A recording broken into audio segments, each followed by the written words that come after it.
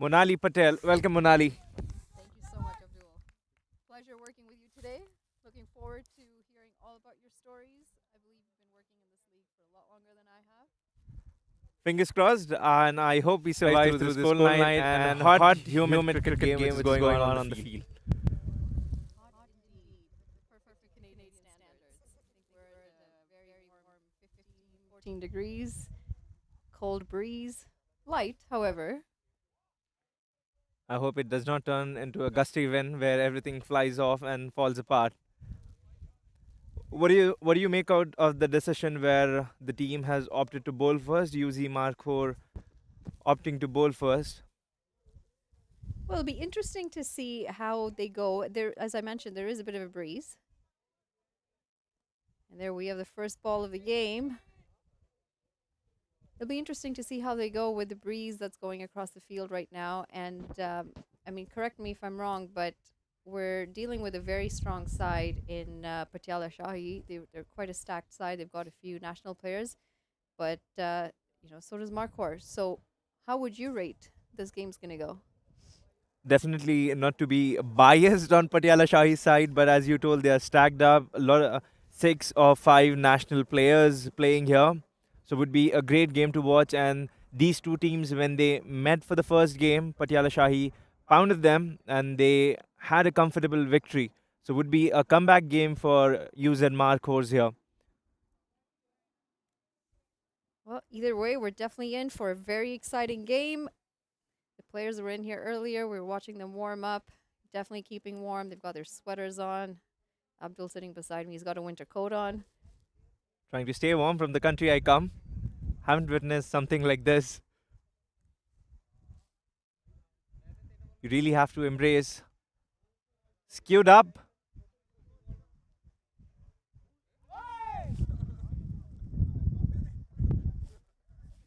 No man's land. And I think that's going to be a no ball. The umpire signaling a no ball. And it's going to be a free hit. The fielder well anticipated. He's got a hawk eye.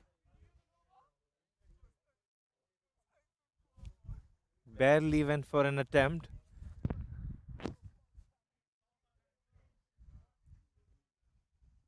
Left and right hand combination. Early opening partnership. He smacked that. He hasn't wasted any time. That's going to run away for 4. Pulled not as well as he would have liked, I think, but he got it to the boundary regardless.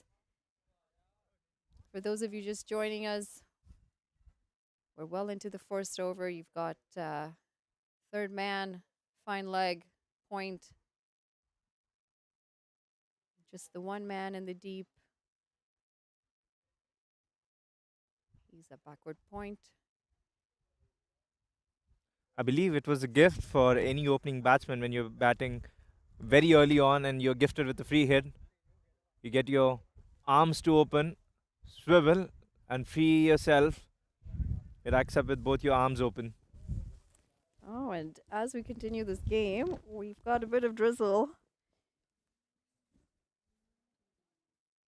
Don't quite have the luxury of a tent today, so it'll be interesting to see how it goes with the equipment.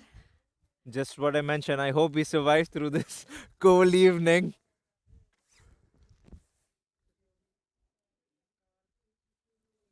Oh, that was dug short. Didn't quite rise the way the batter was expecting, and it's going to run away for 4.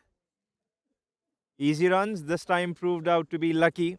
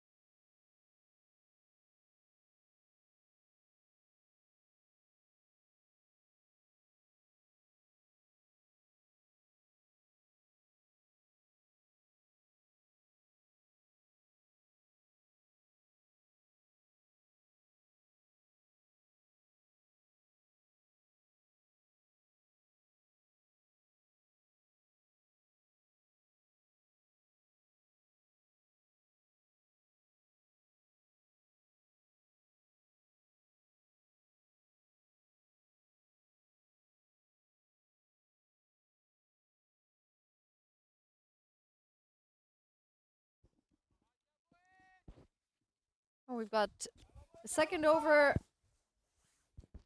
starting here, and we see a little bit of footwork out in the deep, a little bit of soccer going on to stop that ball. We've seemed to have skipped mentioning the two opening pair. We apologize. Our scoreboard isn't up and running as yet. We're just having some Cricket Club's issues. However, that being said, we've got a Canadian superstar, for Ravi lack of Sandhu. better words. And that's cut away beautifully. That's going to run away for 4. Fantastic shot, that. He looks in a good groove. Just waiting for the ball. He's an amazing player. Good timer. Very few who can cleanly hit the ball across through the fence. And batting along with him is Ryan Patan. I'm sure you've seen quite a lot of him in Canadian cricket. He's a big hitter and definitely an aggressor up top. That was Jaffa. No ground in the city is big enough to contain when Ryan Patan gets going.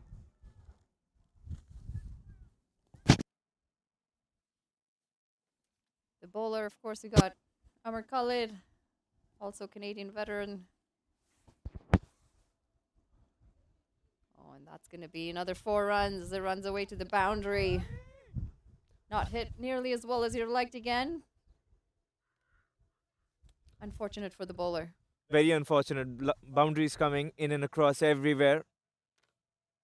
Patiala Shahi currently dealing in boundaries.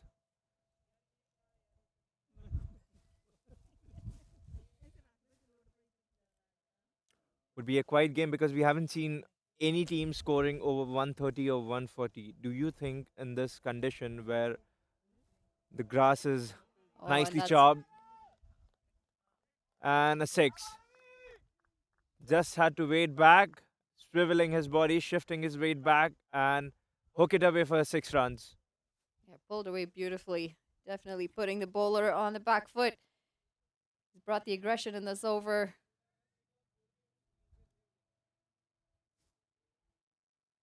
So Abdul, you've been doing quite a few games in the league.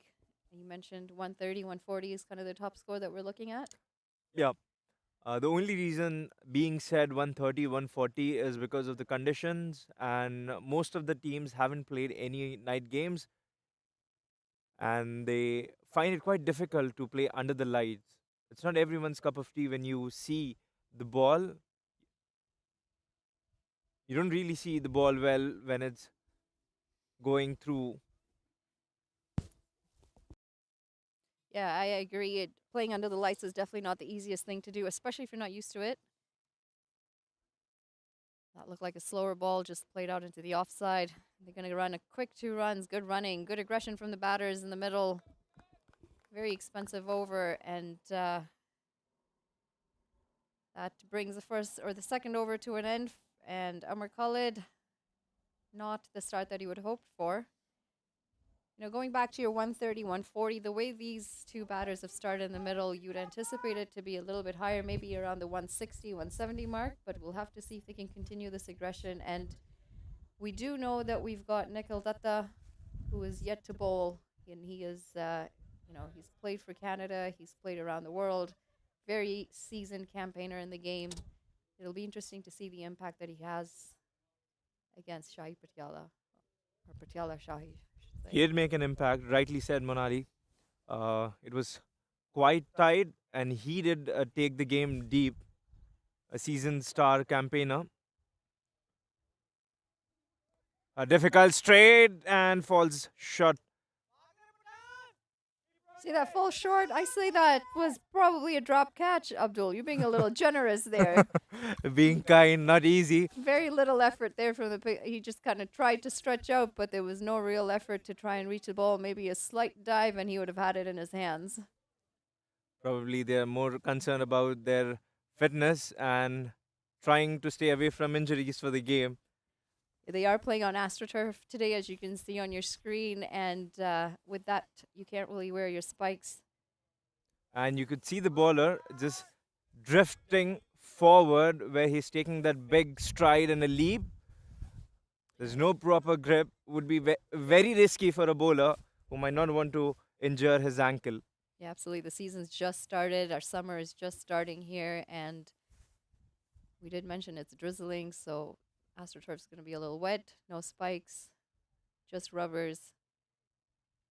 And getting back to the point about what we were talking about, Monali, 140, 150, too early to make predictions and anticipating. We really do not have a crystal ball here, but I would say skewed up. What do you make out? I think the innings, the blistering nog, haven't lasted for too long. No, not at all. That was not the best of shots, and he gives a bit of a catching practice to the mid-off fielder. Straight to him, in fact. Didn't have to move much at all. Takes a simple catch at the end. He And a knew very as soon good as he innings hit comes it, to an end. he would be disappointed with the shot because he's one of those star-studded players. You can see him just dragging his feet as he walks off the field. Very disappointed, looking at the toe of his bat. Definitely missed hitting that last shot. And with that, UZ Markhor pick up their first wicket. Again, we apologize. No, we know we don't have the scorecard running yet, and we're just working on that right now. We should have this issue resolved soon.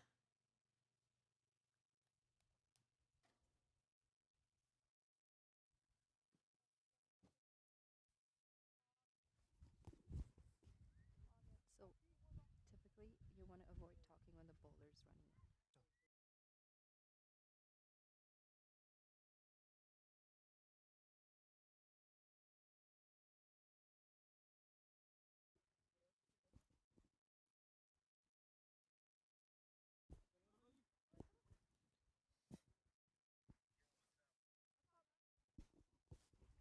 Who's the new batter? Who's the new batter? Oh, Ali Nadeem. Okay. The new batsman in Ali Nadeem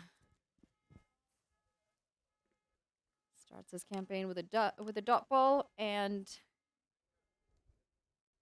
Abdul, you were completely right. We don't have a crystal ball, and too early to predict. We've lost their first wicket, and UZ Markhor, they went for a few runs in the second over. It's back of a length. It's going to be another dot ball.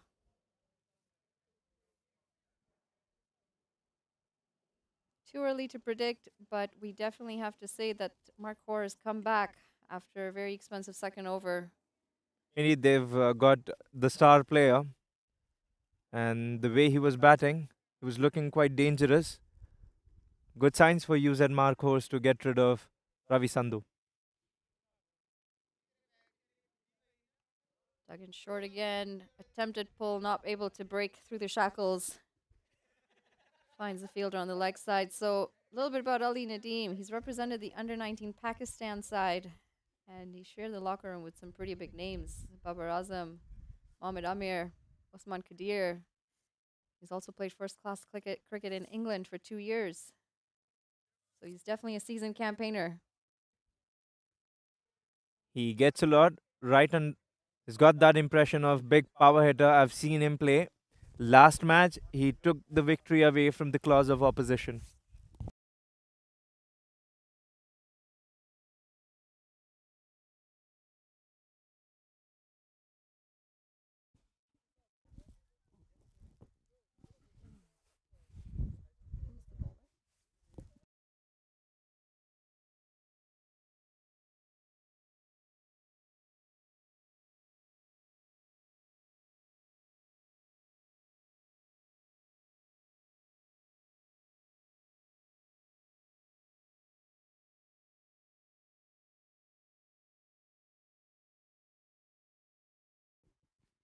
We've got a bowling change. Ahad's going to come in from the far end. What are we going to call that end? Is that west? I believe Should be the so. highway end. Yes, that's the west end. We'll call them the west end. So we have seen a bowling change from UZ Markhor. I guess that's just going to be the one over from Amar Khalid. He's going to stray down the leg side. Exercise for the umpire in this weather. He'll stay warm, stretching his arms out. Now The seen a, now seen a couple of wides and a no ball in a T20. You just can't afford to give all these extras. It's an extra ball. It's an extra delivery people could, or the batters could score off of. just reminds me of the finals between.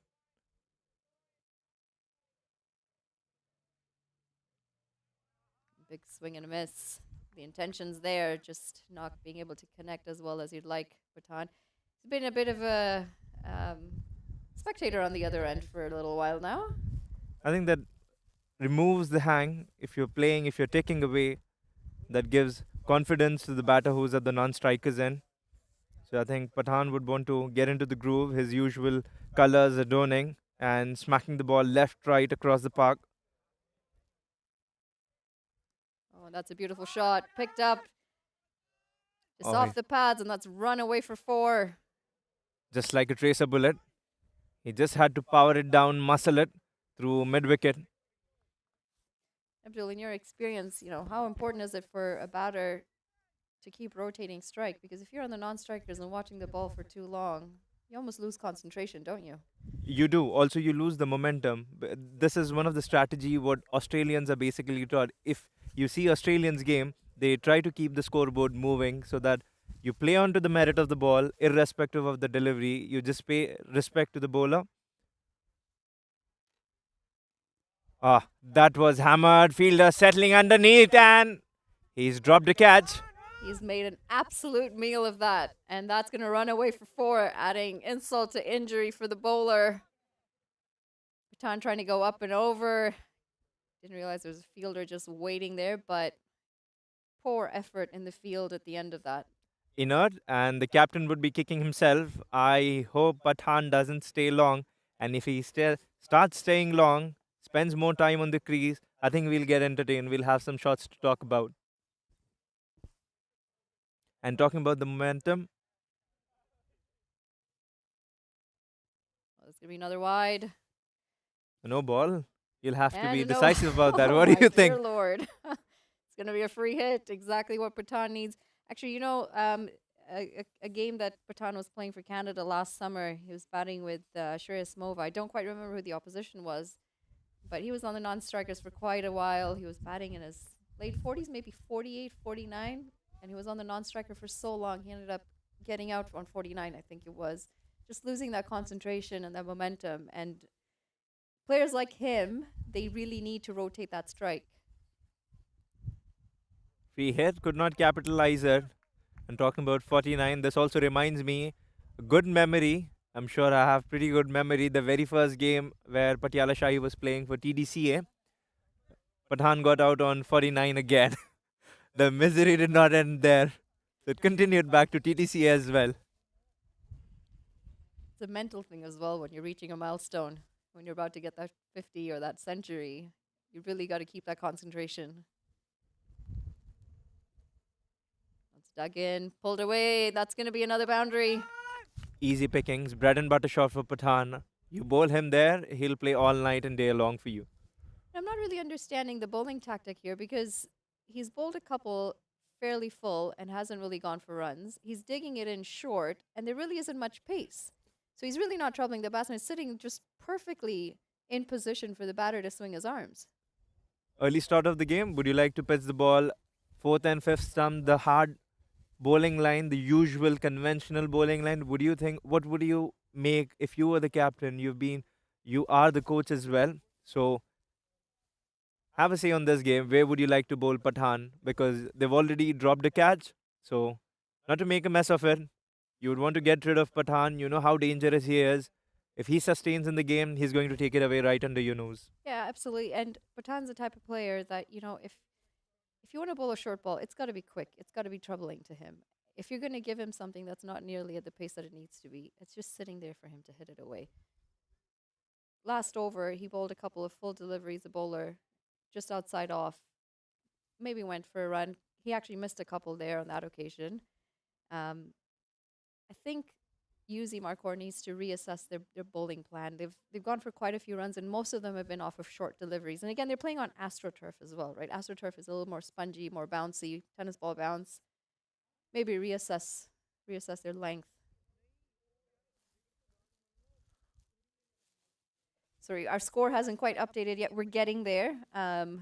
We've we've now got access to crick clubs, and we're updating ball by ball, but um, we will have the accurate score up for you guys as soon as we possibly can.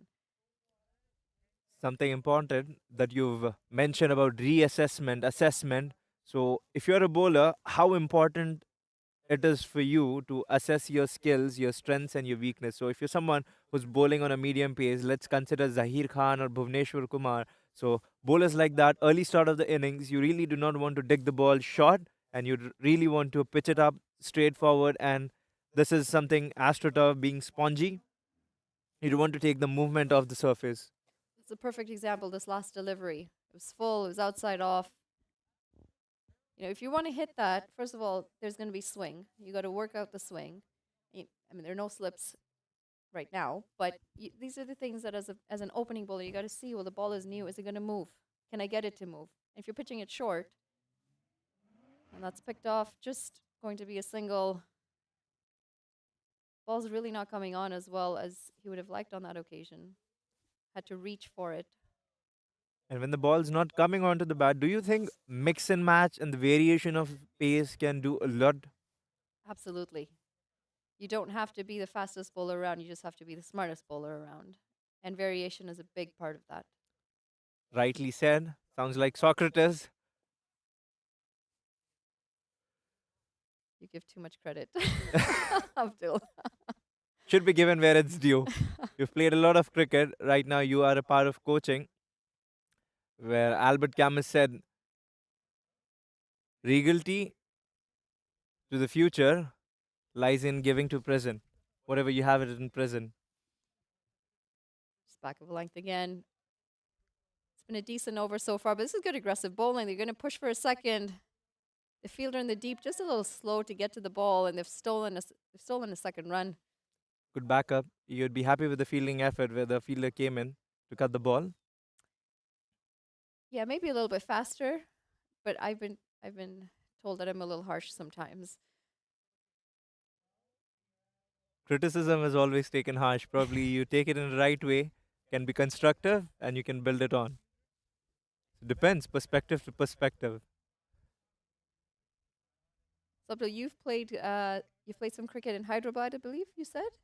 I was an off spinner, so not a fast bowler, but really aware of the fast bowling tactics. Deploy what the fast bowlers use. They really are desperate. Talking about being off spinner or a bowler, do you think a bowler being desperate for wickets is a setback for any bowling team? Because you try too much, you get astray from your line, length, and you throw in whatever you have, your line's disrupted. See, sometimes it's not really about the wickets, is it? It's about creating the pressure with the dot balls, which is what this over has been. We've seen a few dot balls, we've seen a single and a double, and that's about it. It's created the pressure, it's slowed down the momentum that Patiala Shahi had. Talking about pressure, I think fielders do play a prominent role creating that pressure. You just want to bring in your team, coalesce every energy, every molecule on the field. And if you want to create that pressure, you do not really want to leak even ones and two. And that deflection from his hand that resulted even one. And talking about momentum, I think that gives that easy breathe for Patiala Shahi cricketers on the field. So they know that runs are coming in. So when they try to choke, so if they have that dot balls, the string of dot balls, they would be on the back foot thinking this is something what we need to work on. Yeah, you bring up a very good point. Athleticism in the field as a fielder is extremely important. But that's a big problem in a country like Canada, where you're indoors for about 7 to 8 months of the year. You've got a very, very short season. You're only really training in nets from most of the year. And then all of your fitness is also being done indoors. So, how much time are you actually getting to be agile, to bring that agility and to bring that a lot of it is muscle memory too, right? The more you train and the more you train in the setting that you'll be playing in, the more advantageous it is. So, in our example, we play against the US here and there, but the US has much better weather than we do. They've got a lot of states that are warmer where you can train all year round, you know? And Canada, unfortunately, we don't have that luxury. So, a lot of these players are relying on the little bits of cricket that they've picked up in the winter, and then whatever comes out on the field is what comes out. Again, as a player, you'd want to take it or leave it. As a key high profile player, that's what players do, opt and adapt to the condition.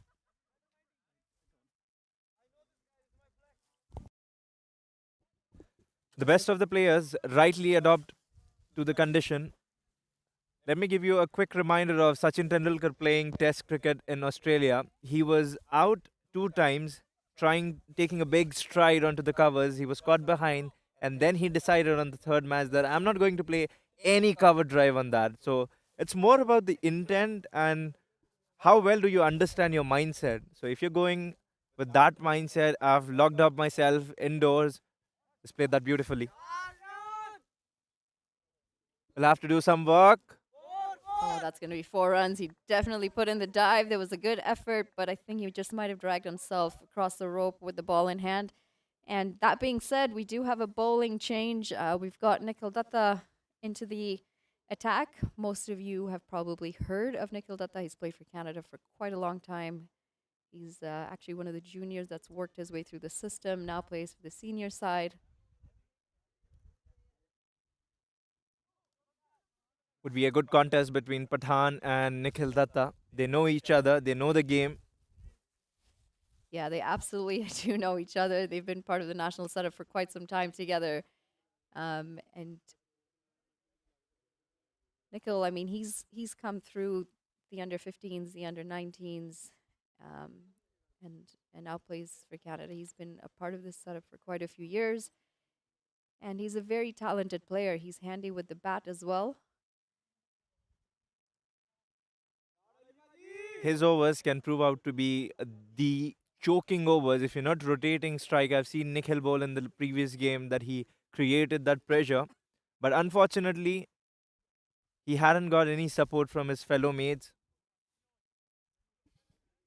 That resulted in an unfortunate defeat for UZ Markhor. And talking about the god of cricket, Sachin Tendulkar, and if you have that mindset that you were saying that you're locked up in a net, do you think that is a setback to you as a player? A good player always adopts to the conditions and he knows his environment, what he's playing in.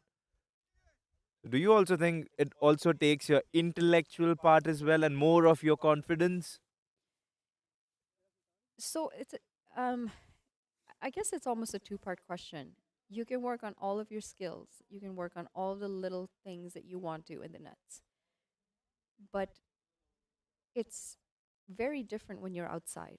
Your view, your just the amount of space around you that your eyes are in, the conditions between, you know, in Canada especially, you've got a lot of wind to worry about. You've got the cold to worry about. So you can do all the little stuff correctly indoors, but playing outside is definitely ideal. And that's why, you know, you want that match scenario practice. So as training inside is one thing, trying to get match scenario practices in is a whole other thing. But if you're playing at the top level, I do believe that you need to be playing outside. And it's not just outside. Like we've got some top class players of Canada playing here today, but they're playing on AstroTurf, which is very different from playing on turf. And our turf wickets don't get prepared well into the summer. Like we're talking June, mid June, or sorry, I should say July. Mid July is when the turf wickets are actually going to be ready. And then what do you get? 2.5 months on them? Some of those days are washed out. Too harsh, and you are well aware of King City. Well aware indeed. It is. It's quite the location for cricket, isn't it? Yeah. And definitely for the weather, you have not been quite a good fan of the weather there. No, some fantastically. good Of sign course. when you're a spinner. You see someone coming, taking that stride and pushing it for one. So, do you think that is a good sign for a spinner? And do you think it's a battle win for a spinner when someone's taking single of you, or do you think should result in dot ball? Oh, absolutely. I mean, in T20, anything that doesn't go to the boundary is a win, and it's very tough as a spinner bowling in a T20 game. And we've seen a really good change in momentum here. I mean, using Markhor have brought in spinners on both ends now, and it seems to be working. Slight shimmy down, and they're going to pick up a single, looking for the second, but the fielder is on point this time. Quicker through the air. And how do you think the rotation of the arm and different bowling angle and trajectory would help the spinner? Variations again, just like your pacers, your spinners are going to need the variations. I don't know if we're going to see. I'm assuming we're going to see Nikhil Dutta again from the other end, but it's very interesting if you notice. Just picked off the pads this time. You'll notice in his run up, he actually hides the ball behind his back. Just like Sunil Narine does. That's right. And again, if you've got a really good batter, they they watch the ball from the hand, not just when it's released, but well before that. So these are little things that spinners need to tactically pick up to stay relevant in the T20 game. Do you think having not having the right grip where he's a finger spinner, a lot depends on his finger. So have not having the right grip, do you think it is a setback or a drawback for him hiding his ball? I think it's going to come down to two things: how well it's coming out that day, and who he's playing against. Uh, because Kalpit has looked good on these on the deliveries he's bowled last match. We're going to go back and forth comparing the last match to this match. The only reason is how well are they performing here? Because cricket is a game where you do not want to pray or live on the past memories. You also take the part and parcel. You take the part and parcel of the game, how well you've learned from your previous mistake and how well you've come out to be a better player. So he was off the colours, Kalpit, in his previous match, and now he looks settled, more mature. And talking about mature innings, one more wicket down, I think would be a good comeback for Usain Markhor, or they would have to do more hard work to bring down the run momentum. So we're at 7 overs, 66 for one. If you're just joining us, I think Uzad Markhor's done an excellent job bringing this back. The score you might seem as a little, you might say it's a little high at 66 for one. They did have an excellent start, the Patiala Shahis, but the spinners have brought them right back into the game. And I think it's still early days to answer your question. True. It's really going to depend on how Ryan goes. I mean, he is 30 off 22. He's been quiet by his standards. Um, but I think this is the contest that you were mentioning, Nikhil and Ryan. So let's see how well Ryan can fare. We asked for it and we got it. That was a shorter ball. Not quite able to get it away as well as he would have liked, but Or nonetheless, happy to see that Ryan's still able to stay composed because that's been a bit of an issue for him in the past where he gets carried away and then a few dot balls and he's flustered and he really wants a release shot. quite an animated player he is. It's exhilarated. And what concerns me here is Rehan has faced most of the deliveries, and whereas Ali Nadeem has been taken off the strike. So, do you think would be a concern where Ali has been spectator from the other end and Rehan doing most of his job, and commentators curse? We get blamed when we compliment the players. So, do you think when the wicket falls, Rehan departs, a lot would be on Ali Nadeem, and he being off the strike, do you think would be a matter of concern? To be honest, Ali Nadeem's looked quite comfortable out there and he's looked like he's looking for the opportunities. He's placing the ball, he's looking for the singles, and oh my goodness, that is quite a risky single there. There was a bit of a yes no. I mean, Ryan Patan was decided that he was going to make it down the other end, whether Ali Nadeem wanted it or not. It has, there hasn't been any communication gap between running, but this one could have been risky. How important is that the keeper stays in the game? Because keeper is someone who regulates the game. Captain indeed does, but keeper is someone who's watching the batsman move, doing shimmies down the ground, and taking the left and right, so he can watch the batsman closely, and he knows the stationing of the fielder, because the way he's going, the batsman's going to open the face of the bat. So I think he's one of the major moderators of the game. So what role do you think in your dictionary a keeper has? A very important one. Probably one of the most, actually, definitely the most important position in the field.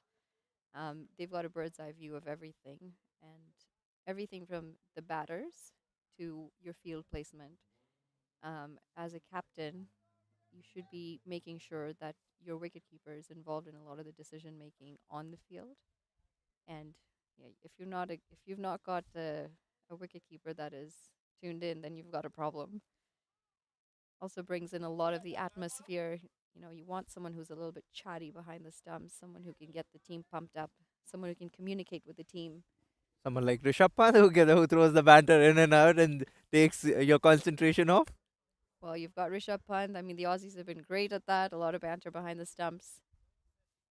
I think Matthew Wicket, one keeper that we don't talk about, the master, the myth, the man, the legend, this Mahendra Singh Dhoni, the captain cool, who isn't chirpy behind the stumps. Everything's going on in his head, but he isn't chirpy. Why did I know you were going to go there? How can we miss someone who's been a godly figure to the cricket, who's changed the whole dynamics of Indian cricket, the man who's won trophies, and his name That's played beautifully down the ground. It's not going to go to the boundary, but picked up very well. Just a single. With would, 69 runs at the end of the eighth over. Again, just the one wicket. would be absurdity not to take Mahendra Singh Dhoni's name. Yeah, he's quite the legend. He's done wonders for India. Played it inside out, beautiful dance down the track. I think spinner wouldn't be concerned, because if he's inducing the batsman, this would create more chances for him as well. Yeah, and you know, singles and doubles is fine. The most important thing is that they've completely dried out the boundaries. That's exactly what they wanted the spinners to come out and do, and they've done that very well. They've pulled the run rate back down. Again, coming down, looking to get to the pitch of the ball, but this is very clever bowling from Culpit. They want someone to do sleight of hand, some deceiving part where you could see Rehan coming down the track, wanted to take him back, but then he decided that I'm going to defend this, push it off for a single. Yeah, adjusted very well at the end by the batter. This also shows your composure and the awareness you have in the game, because Rehan knew that he came down. He hasn't got any scope to hit the ball across the park anywhere. So it's a good call for him to take a single rather than throwing his wicket away. And you know what? They might need to start looking at rotating the strike because in this over alone, we've got two dot balls, just the 3 runs coming off of it so far. Doesn't feel like a T20, and I think they're going to leave a lot for the last few overs to try and get the score up there. And talking about the adjustment, that is what we needed from the wicketkeeper. He giving some hand, the helping hand to the captain. And having said that, helping hand, Rehan's played a lot of cricket. He's got a lot under his belt. Ah, very good. He's done the trick. Sleight of hand. We were talking about deceiving, and it's come down quickly, quicker through the air. No time wasted to stump him out. Yeah, the pressure was building, and that's exactly what you get. You got a few dot balls going, and the batter is under pressure, and just like that, you've got another wicket. Bowled beautifully, and the keeper, Srimanta, a very seasoned campaigner. He plays for Canada. He's played for TDCA for years. He is, very good behind the stumps, and the bails were gone in a flash there. And just like that, we're 72 for 2 after 9 overs. He didn't waste any time, and the man is Ali Nadeem, who was kept away from strike. He was comfortable, but somewhere 20 balls is faced. Do you think the number of balls is faced that built pressure on him and that resulted in that wicket? Yeah, Because absolutely. You're 100% right. The dot balls are definitely something that played a massive factor in his wicket. And he just faced the 3 dot balls in a row, and he was getting very antsy. And if you look at the replay, the type of flight the ball got, you mentioned something rightly on spot, on the money about not giving pace. Pace does not matter, even if you're a fast bowler or a spinner. If you're hitting the right spot at the deck, if you're getting that turn, I think if you're a spinner, you would more want to focus upon the flight. And he being the left arm spinner, that creates that mental setback that you usually expect the ball to come in. But for a left arm spinner, it goes away. Yeah, and the ball did just that on that occasion. He got it to move beautifully and completely deceive the batsman. The new man in, we've got Yuvraj, and he's got some big shots to hit, hasn't he? We're almost at the halfway mark and just 72 runs on the board. The boundaries have all but dried up. Key achievement for Yuvraj Samra, he got selected in under 19. What a player he is. Flamboyant, southpaw, He's picked that up beautifully, and that's going to run away for 6 runs. Sitting powerful on the back Pathan. foot. Well, you mentioned that he's selected for the under 19s. They've got quite a big year coming up. August is when the Americas qualifiers are. The World Cup qualifiers are something that a lot of these boys have been dreaming of. You know, they want to go and they want to play for Canada at the World Cup, and it's quite a prestigious level to be playing at. Let's delve deeper into that. They say curiosity killed the cat. I'm that cat who's not going to be killed right now. Say us more, walk us through more about the campaigns coming up, the tournaments coming up. You've rightly said that, everyone wants to take that limelight, and everyone having that mindset, getting into the limelight, living their dream, playing cricket. Walk us through that. So, we know that in Canada, juniors cricket is quite large, especially in the GTA. We've seen lots and lots and lots of junior academies coming up. We've got cricket at the under 11, under 13, under 16, under 19 levels. And it's going to be another single. And a lot of these players, they train and they play with the hopes of one day representing their country. And the under 19 level is such a defining moment because that's your pathway to get to the senior side. And you see some of the past captains, just captains pictures of the under 19 World Cup, and how many of them are now captaining their senior side. You know, whether it's Kane Williamson or it's going to be a wide. So it's a stepping stone, and not just that, it's something that you should feel proud about to be able to play for your country. I mean, I've been one of the lucky ones to be able to do that, and when you put on that red jersey, regardless of whether the 34, 35 million people know it or not, you are representing the 34, 35 million people that there are in Canada. And it is a huge milestone. And you want to make sure that you do it right. So it's incredible if you could make it there, first of all. And second of all, well, bold, you want to make sure that you fill those shoes right. I think it's just that red Superman cape that you're putting on and inspiring people, because every kid who plays sports aspires to be a sportsman in future or represent their country, at least not country, their club. And And I th- that's it. That team spirit, regardless of who you're playing for, is so important. Whether you're playing for Shahi Patiala, or, whether you're playing for Brampton Masters, whoever it is you're playing for, it means something to be playing for that club, or it should mean something. talking about meaning, every team defines a motto, sets an objective they would want to live up to and play for. And having said that, the motto, the objective, what Patiala Shahi cricket is playing for this year is redemption. How interesting can it get? Because talking about motto, it reminds me of the chapter of 11 Rings, what Phil Jackson from NBA had. Every year he has to have that motto, and similarly, it gives the depiction of going back and forth from Phil Jackson and 11 Rings having the motto of redemption. So, how do you think it is important for a team to have motto and a virtue to play for? And a motto is one thing. Having a plan for the season before the season starts is very important. You need to have goals. And there's recreational sport as well. We can't really take that away. There are teams that play recreationally. They want to come out and have a good time, have fun. And then there are teams that are a little more competitive, like the game that we're here at today. And you're absolutely right. So you've got to have a motto and you've got to have a plan in. And a lot of that comes with the experience. A lot of that comes with the passion.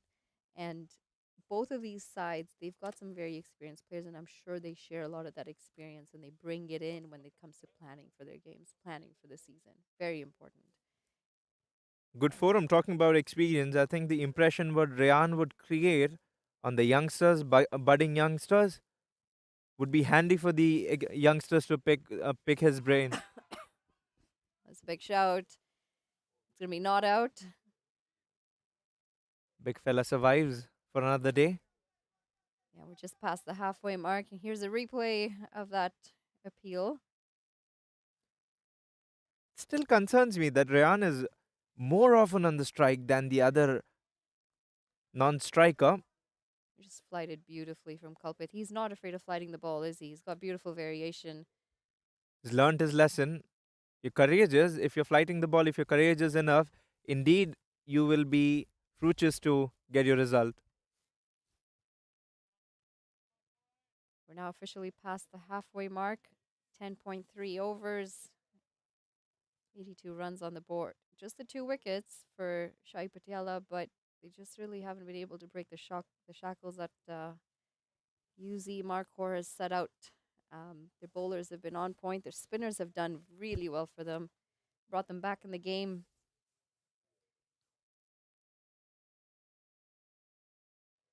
Flighted again, down on one knee. Where has it come? Right. Oh, good effort. Valiant effort. Abdul, I'm probably not going to say anything at that point after you call that a brilliant effort, a one-handed effort. I'm not quite sure whether I agree with you on that. It's got a lot of ground to cover. You being the coach. but he does have 2 hands, and I could probably bet you if he had gotten 2 hands to that, he would have caught that fairly easily. Fair enough to say that.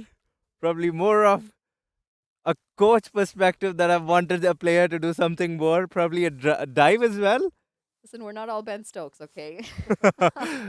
The extra effort all the coaches talk about. I think the extra effort is something what takes your team on the away from the. That's right. It's that 1% factor that we talk about, right? That it's a 1% difference whether it's gonna that would have been a wicket, but bit of a half chance to the catch. Giving you 1% reminder again, renaissance about 2019 World Cup where Ben Stokes dived across, deflection of the helmet, and it resulted in boundary, and that costed New Zealand the World Cup. 1% factors, they make a big difference. Similar situation in the Women's World Cup where Elise Perry struck out her foot and was able to pick up a run out at a crucial stage of the game in a World Cup final.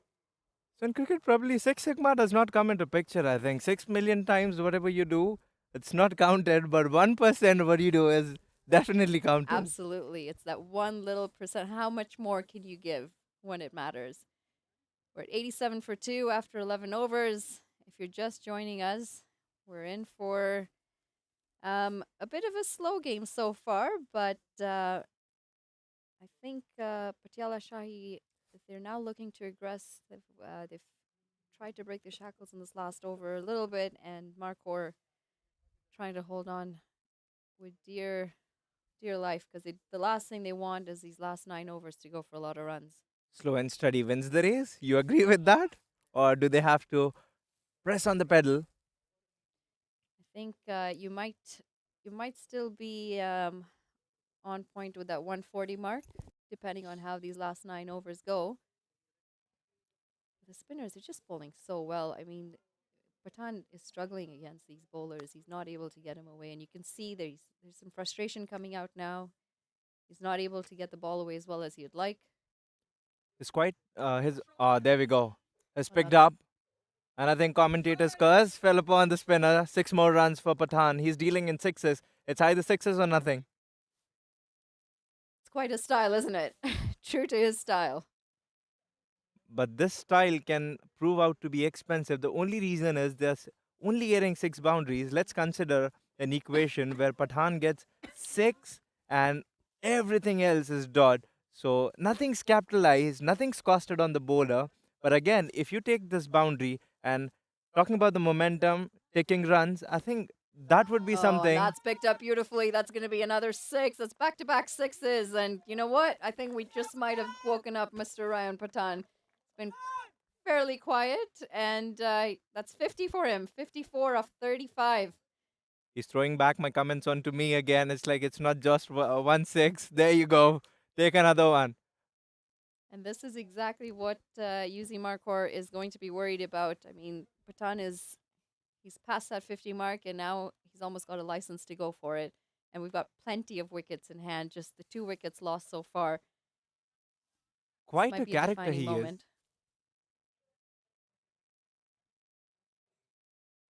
I've seen him in team huddles as well. He brings that energy, that aura. He's like, let's go for that 1%."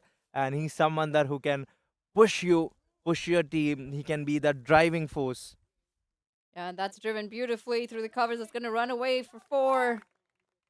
2 6s and a four. And I think he has finally found his groove against the spinners. He's opened up his shoulders. That's an outrageous shot That also brings up the 100 for for Patiala Shahi. Patiala Shahi. 103 for two. Bowler didn't do anything wrong there on that delivery. He'll have to have some pity on the bowler. It was nicely delved into the block hole. He managed to dig it out rightly out of his middle of the bat. 6641. 17 runs coming off of that last over. Not our mobile number, but No. And 104 for two after 12 overs. Patiala Shahi, they're back in their groove. We've got 8 overs to go still, and if they keep going at this rate, I think we might be at that 150, 160 mark. I'll have to take back that I haven't seen a high scoring game. Probably might be the lucky charm for Patiala Shahi today that they're scoring something at brisk rate, and the stint of dry games going on 120, 130. This is an end. The Absolutely. drought has come to an end. So, do you play locally as well? I used to play back home, but not here anymore. I found my passion in commentary, so I think you need to do something where your strengths lie, right? So if you're a spinner, you're trying to bowl something. Would be very funny. Have you seen Virat Kohli bowling with his very unusual action like Shival Kaushik? Now I'm quite keen to see you bowl. Not at this minute when Rayan is in a bloody running mode where he's picking sixes for fun. There you go. He's hammered that straight to long off for one. Kalpit into his fourth over. He's bowled beautifully so far, just the 14 runs and picking up a crucial wicket. Sure, he's going to be keen to finish his final over and finish his spell on a high. It would be it'd be the best way to finish his over if he can get Mr. Patan's wicket. Do you think Pathan can set the forum, the type of form he is in right now, and the way he's seeing ball like a beach ball? Probably summer's in, so he have plans to go to the beach. So do you think it is the right forum for him to set for the batters who are coming after him? He goes all guns blazing, or do you think he should carry with his wicket?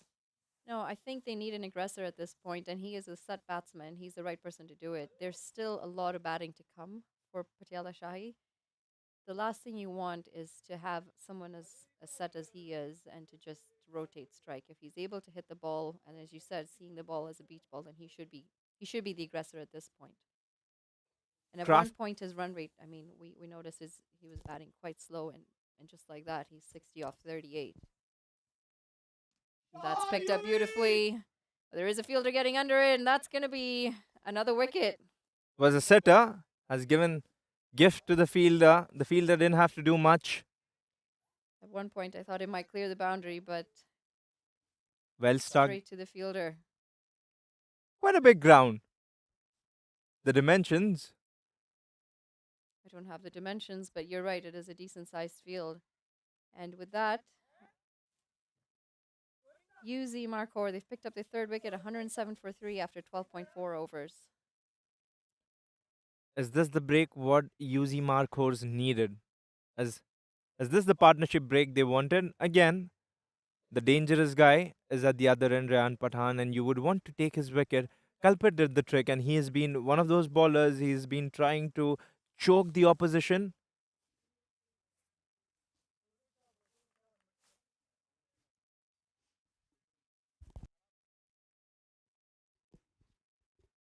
Someone's got some weed going.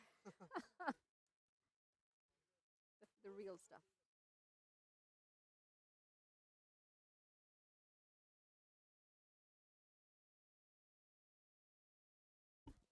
Yeah, not quite the wicket that Culpit would have wanted, but a wicket's a wicket. And, with that, they've just brought in another danger man, Harsh Tucker. Harsh Tucker is, again, another player that's worked his way through the system, juniors to now the senior side.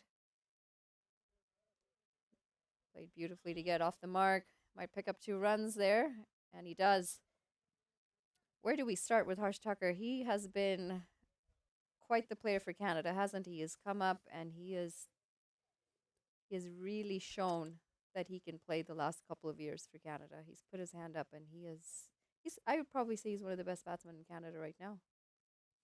And it does not take me off a surprise because he's been one of those faces of the national team as well. When you advertise, when you sponsor, he's one of those faces that you want to put up because he's one of the guys that have been bagging runs for you. So one of those talents, do you think the team can rely on if you want to bag runs? He's your banker. Absolutely. And he is so good at he's rotating the strike. He is able to hit the long ball. He's a very well-rounded batsman, also very handy with the ball, but when you are a use that Markhor player and you look at the two people batting in the middle in Ryan Patan and Harsh Tucker, I would be a little worried if you're not able to break this partnership at this point.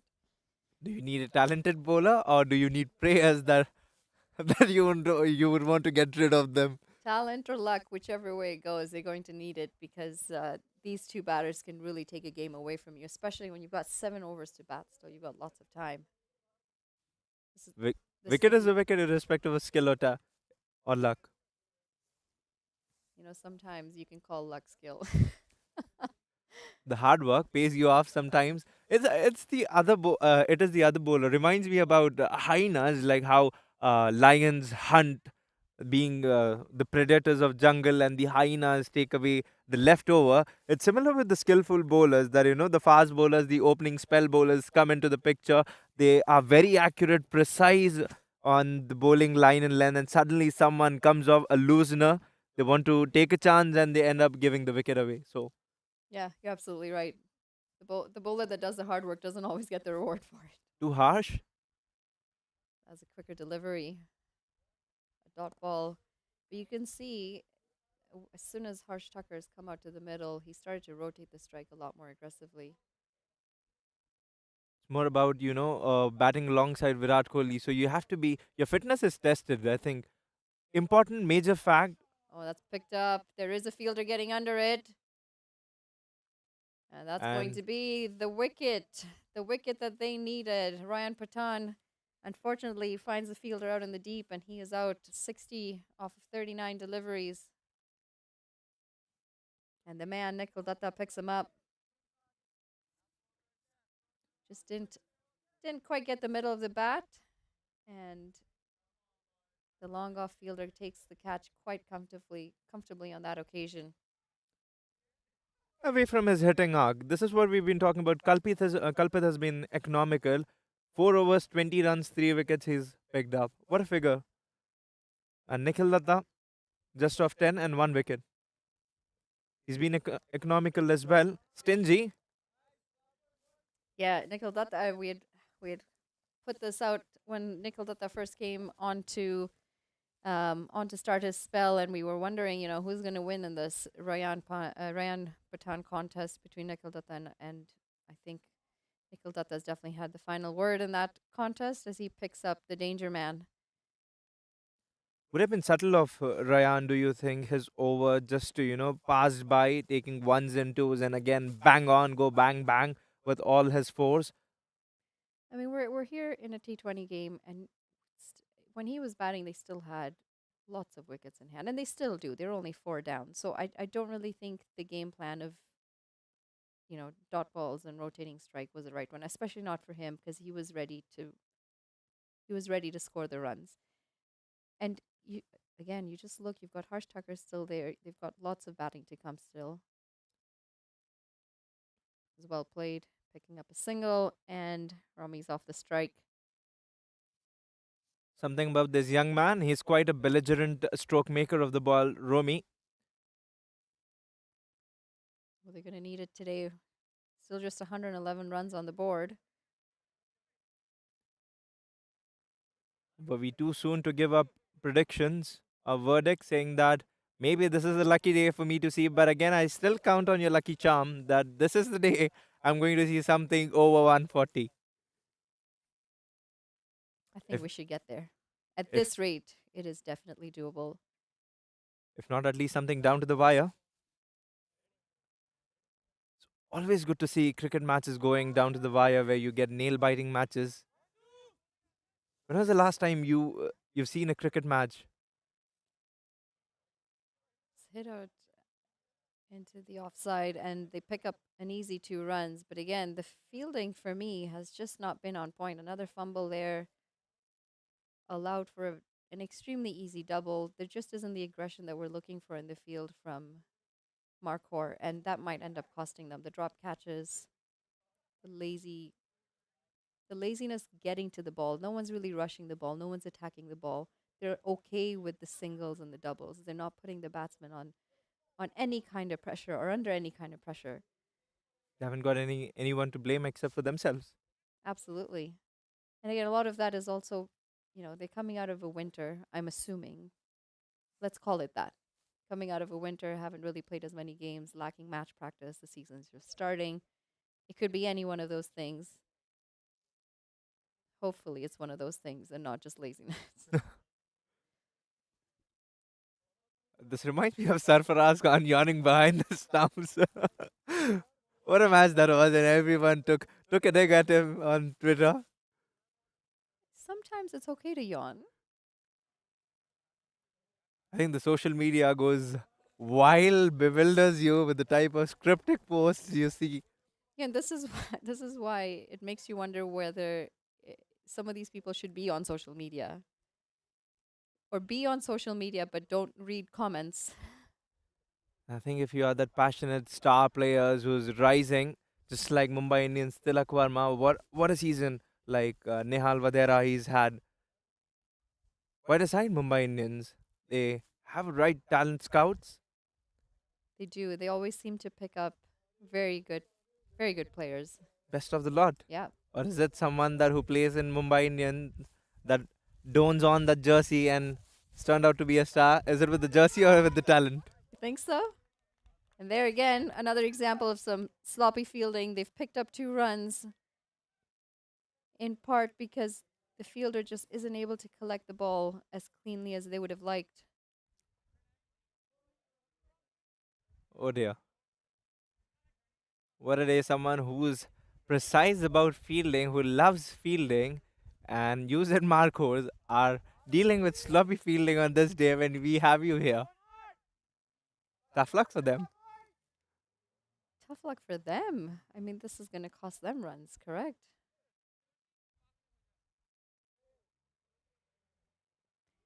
A lot of these players are, we mentioned some of the players here are training for the under 19 qualifiers.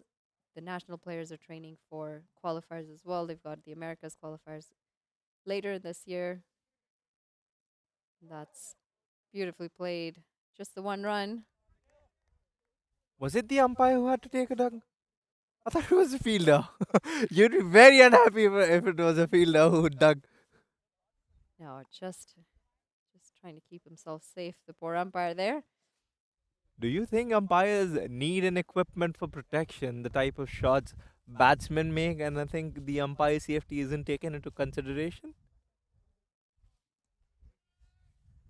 It's played beautifully down the ground. Fielder's coming around. And that's going to be 4 runs. Again, the fielder making a bit of a mess of that. Probably. I'm not going to have a say on that when I have you to say on fielding. Someone whose area of expertise is fielding. In it, the shot wasn't that great. Could have only costed them a couple of runs. Could That have said, was, I'm going to say that was a little harsh on my part. I mean, he made the effort to get there. there we Maybe go. just a forward dive next time. Something more quicker. Probably need to have some more dew on the field to slide. Maybe. But maybe we are taking the credits away from the batter who timed it to perfection. Yes, that was hit very well down the ground. And with that, we're at 123 for 4 after 15 overs. Last quarter approaching. That's right. We'll be reaching that 130, 140, I think, fairly easily. I am quite keen to see how Harsh Tucker decides to take the next 5 overs. He is a planner. He's very analytical.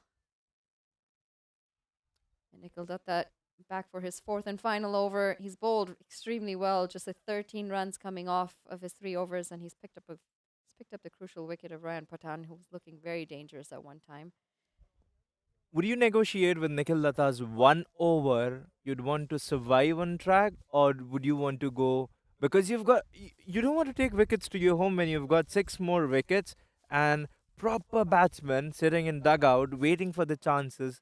Do you want the batter to take? If I was someone who was batting on the track, I would take my chances irrespective of throwing my wicket away because cricket is more about teams game. So you know this side a lot better than I do. How much more batting do you think they have in their lineup? Probably 3 to 4 more batsmen coming, proper batsmen who can clear the fence without any difficulty. It's pulled away. It's going to be just the 1 run. Oh, calling for the second. And he's sent back.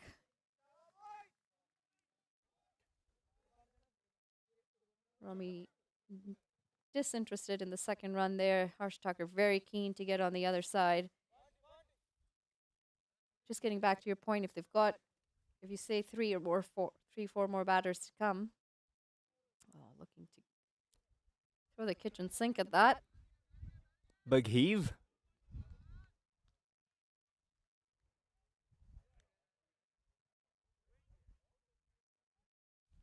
Don't think it's going to cost them too much if they just see off Nikhil Datta's over. 3 more deliveries to go. I think how well do you think targeting a specific bowler is important for the batsman when you know that this one's your favorite bowler? Just reminds me of Virender Sehwag and Saklin Mushtaq's battle, where Virender Sehwag communicating with Sachin, he was batting on 196. He said that when Saklin comes in, I'm going to go all guns behind him.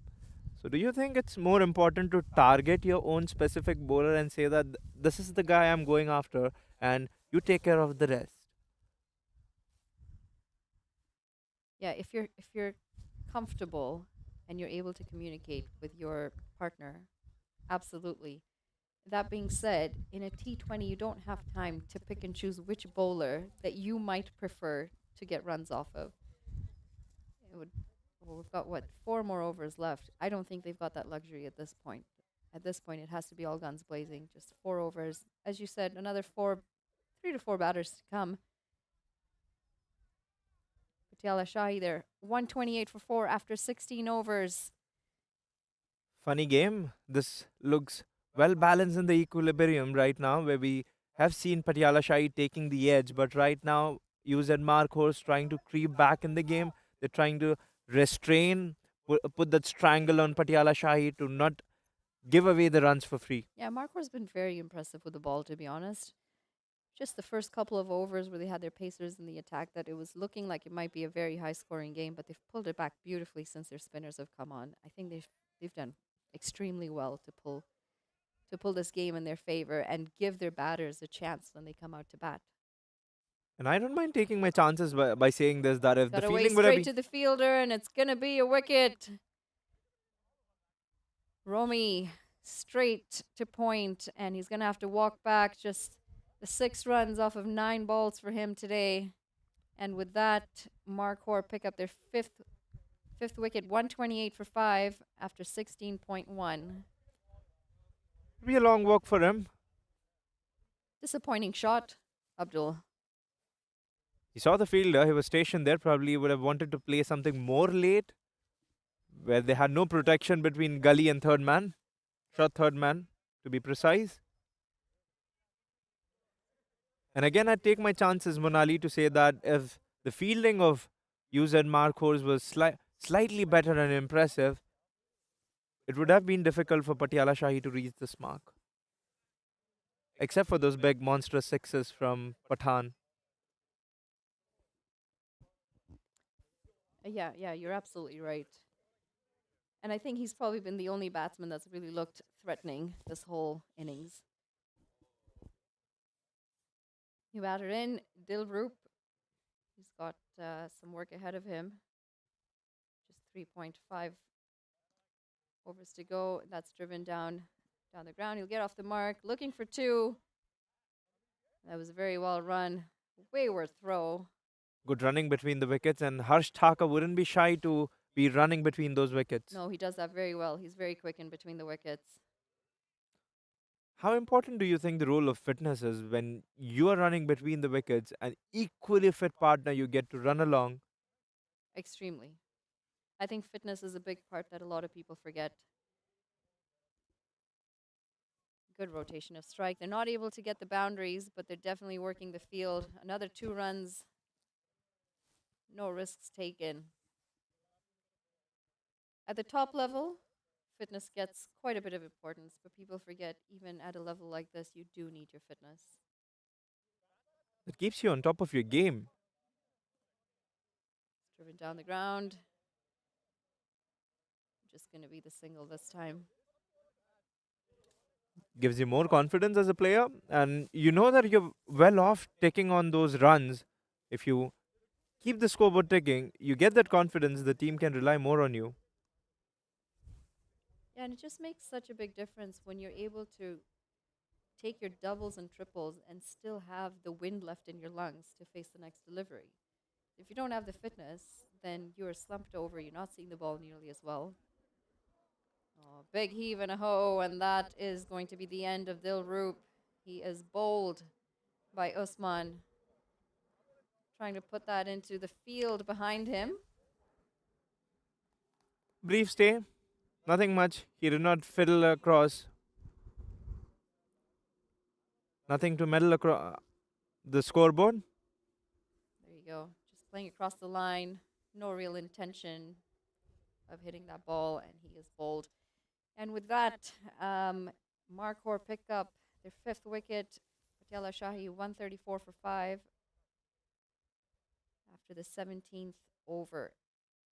New man in, Sheel Patel. Also, a lot of good things to say about this player in particular. Another player to come through the junior system and now knocking the door of the senior side. Not quite there yet, but he's definitely starting to make a name for himself, and he's a handy player. It gets very weird, and the misery for the non-striker does not end because from the time Harsh has come into picture and into play, he has been kept away from strike. Like that, he's not going to get a boundary for it, but he's looking to come back for the second, as he does quite comfortably. We see pace back into the attack. 3 overs to go, and this is exactly the chance that Patiala Shahi needs, some pace behind that ball to be able to clear and get a few boundaries. If not pace, they would want to convert those ones into twos. It would require some running.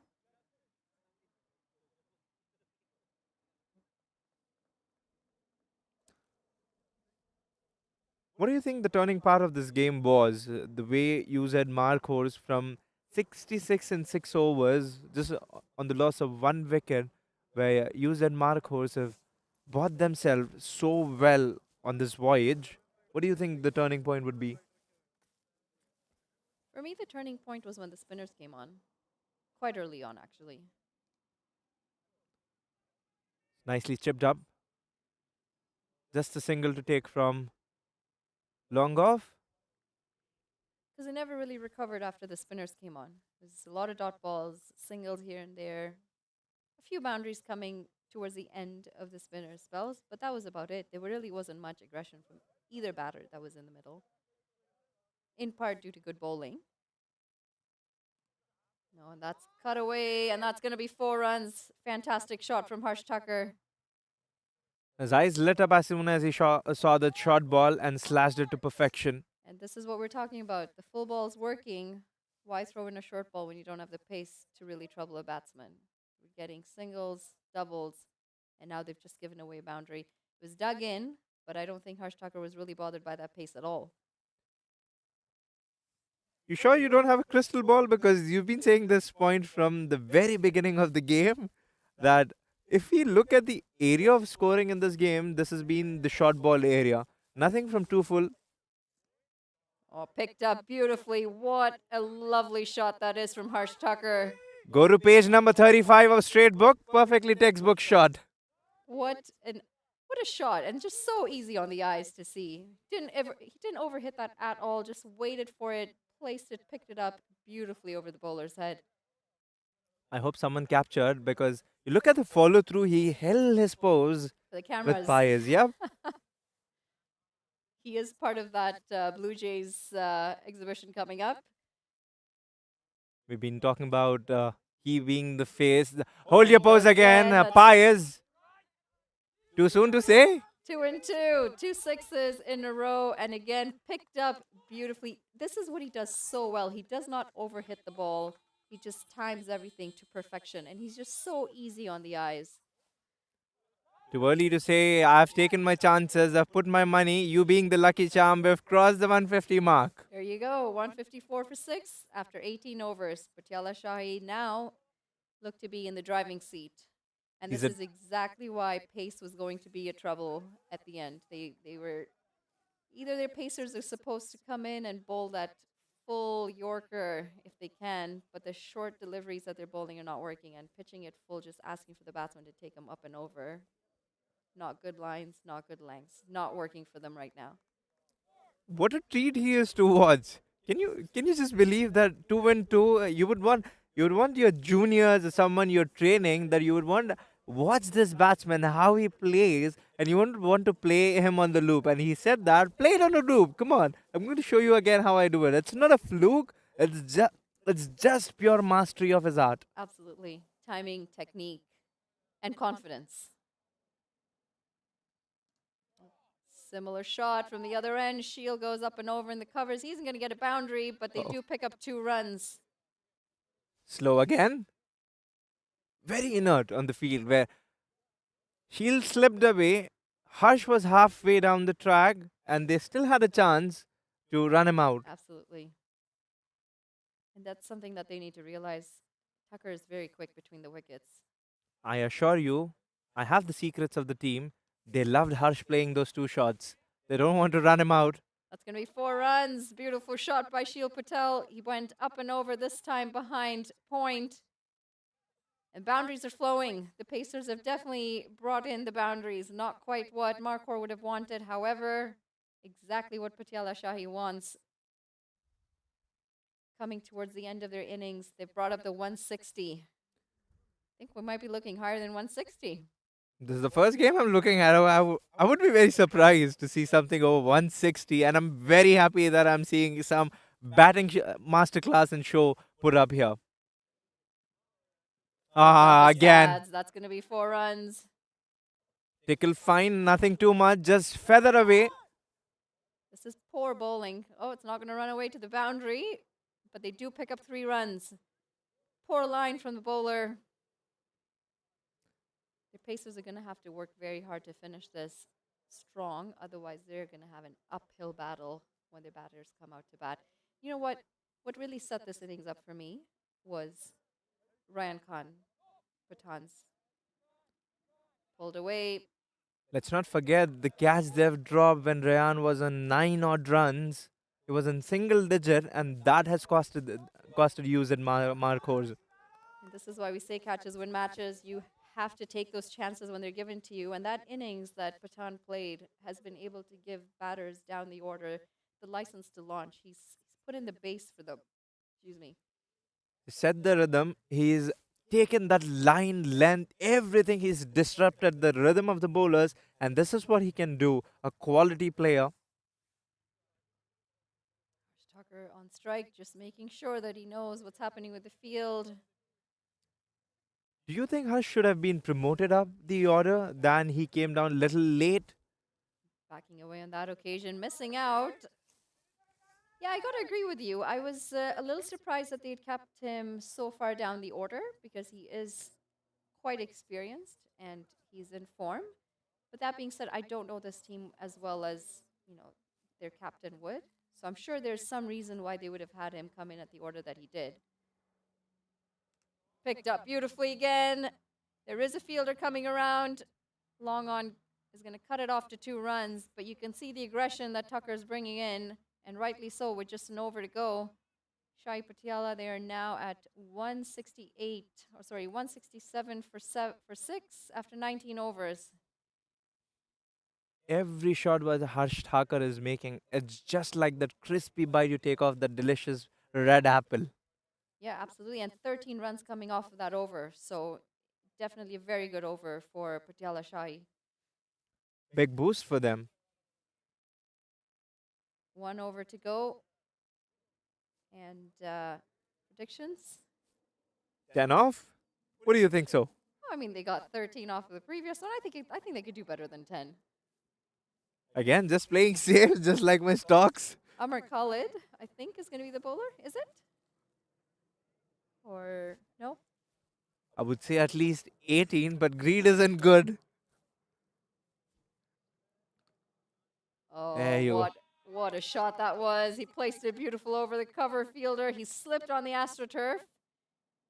I'm a little surprised that didn't actually run away for 4. Timely jump would have done the trick to send Shield back to dugout. I'm going to say that was a tough one. Ah, I said right. This is what greed can do to you. So that's why I said I'll place my money on 10. Nicely bowled. Right into that block hole. But the batsman managed to dig it out, send it away for deep point. This one. Yeah, right intention from Shield. He's looking to be aggressive, but he's also trying to get Harsh Tucker on strike. He knows that he is the more set and the more attacking batters of the two. Driven On. beautifully. What an amazing shot that was. And Nothing that's I can gonna be just 4 claim. runs.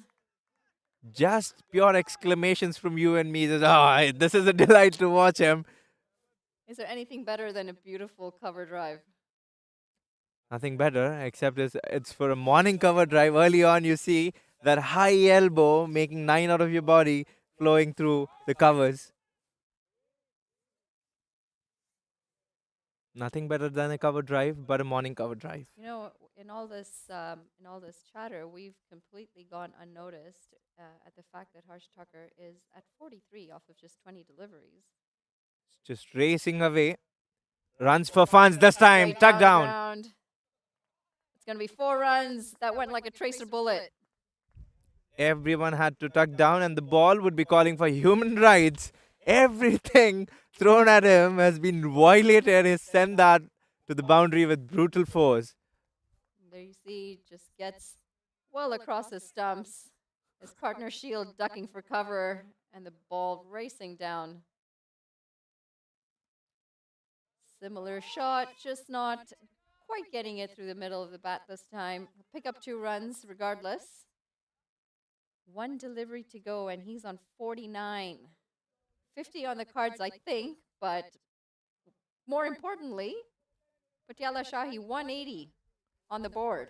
I'd be lamenting if Harsh does not reach his 50. He's played a pure masterclass, and he's been the gem.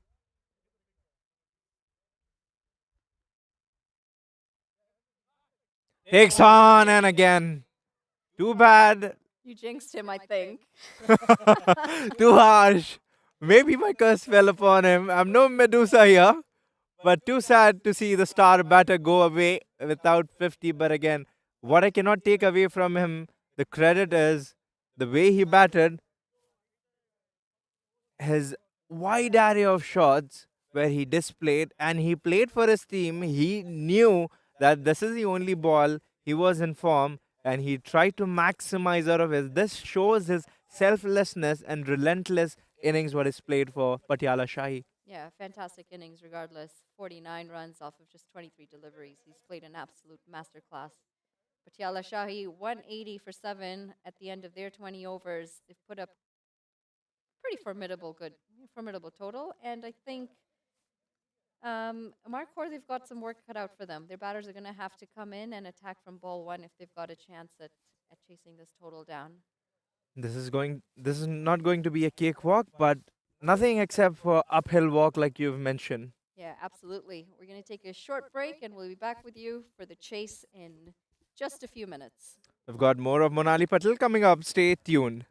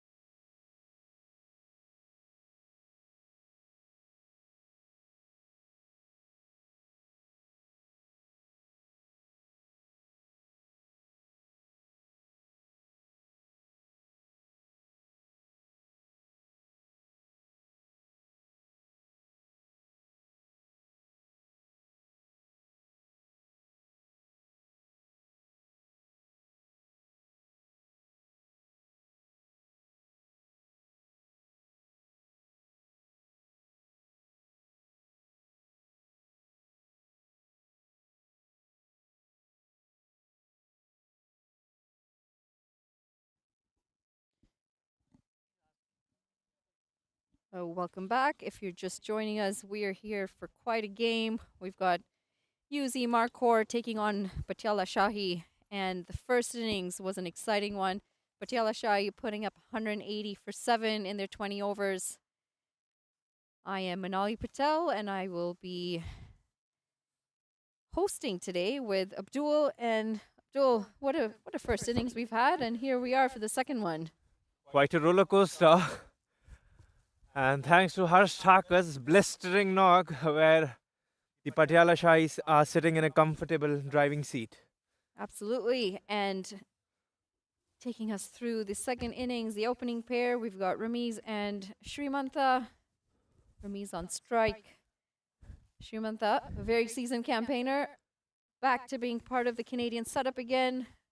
Again, a lot of this is because we've got Pupudu back as the national head coach. He's brought in the core players that were once a part of it and were a successful part of it. He's pulled them back together to try and get Canada to back at the level that they were, and they have achieved that in their ODI status. They were able to do that this year. Here's the first ball. It's going to start with a wide and Bangman's shot. a fumble, and it costs them a single. 2 runs coming off of, well, no delivery yet. Quite a way. They've got something for free here. Do you think the Patiala Shahi cricket should have their takeaway from the type of bowling what user Markhors did?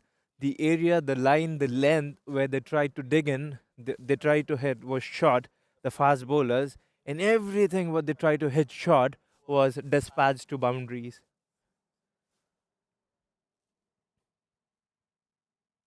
Dug in again. Just going to be a dot ball this time. I think it's going to be interesting to see how the bowlers for Patiala Shahi handle this. We saw the pace bowlers not quite as effective for Markhor. Their spinners did fantastically well for them. So we would like to see how the spinners will go, first of all, for Patiala, but then also their pacers, if they're able to adjust their line and their length accordingly and not follow the bowlers that Markhor had. Unfortunately, they were just short. There was no real pace behind the ball. The lines were all wrong, and they really went for quite a few runs. And it shows. I mean, they've got 181 runs to chase now to try and win this game. Srimantha now on strike, and quite excited to see what he's got in his bag of tricks today. Pulls that away, and it's going to run away to the boundary. That's 4 easy runs. And again, we come back to that point, Abdul. Short bowling, no real effort ball, just sitting there asking to get hit. This was just a gift for Srimanta. He's been an explosive player. He's got good, well body. Do you think that physique also, what he has, gives him an edge over the bowler? Because nothing intimidating where he's got quick hands to pounce on, nothing over his helmet where the blind spot is, where no batter likes it. So do you think this has him into a good position where anything banged in shot would give him the extra edge over the bowlers? Yeah, and you you're asking an excellent question, and that brings up a good point because none of the bowlers who have tried to bowl a short ball has actually managed to get the ball at someone's head. Pitched up full, and this time he goes down the ground. Looks like a lumberjack taking that big heave from outside off. Back to back boundaries for Srimanta, and he's clearly made it clear that he is out here to, well, not hang around for too long. He wants to make sure that he gets to that total as fast as he can, and he looks comfortable. That's his way or highway. You know what I'd like to see from one of the pacers? Just one pacer. If you're going to bowl a bouncer, let's see some pace, and let's see it flying by someone's head. Because so far, it's barely reached the chest of a batter. It's just sat up nicely to get pulled or cut away. You really would want to see something brutal, typical fast bowler stuff where it's hostile, fast, and furious. Now, that's the last delivery. He's tried. There's some pace, but just not getting the height. And I wonder if that has something to do with the AstroTurf, just not able to get the height. But then again, AstroTurf is a little more spongy and bounce, so you'd assume that the ball should rise more. Our very own favorite, something, the Then, aspect that comes. then again, short ball, and that's cut away. It's going to run away to the boundary for another 4 runs, just asking to get hit away. Very poor bowling to start by Patiala Shahi. And this is going to be an expensive over as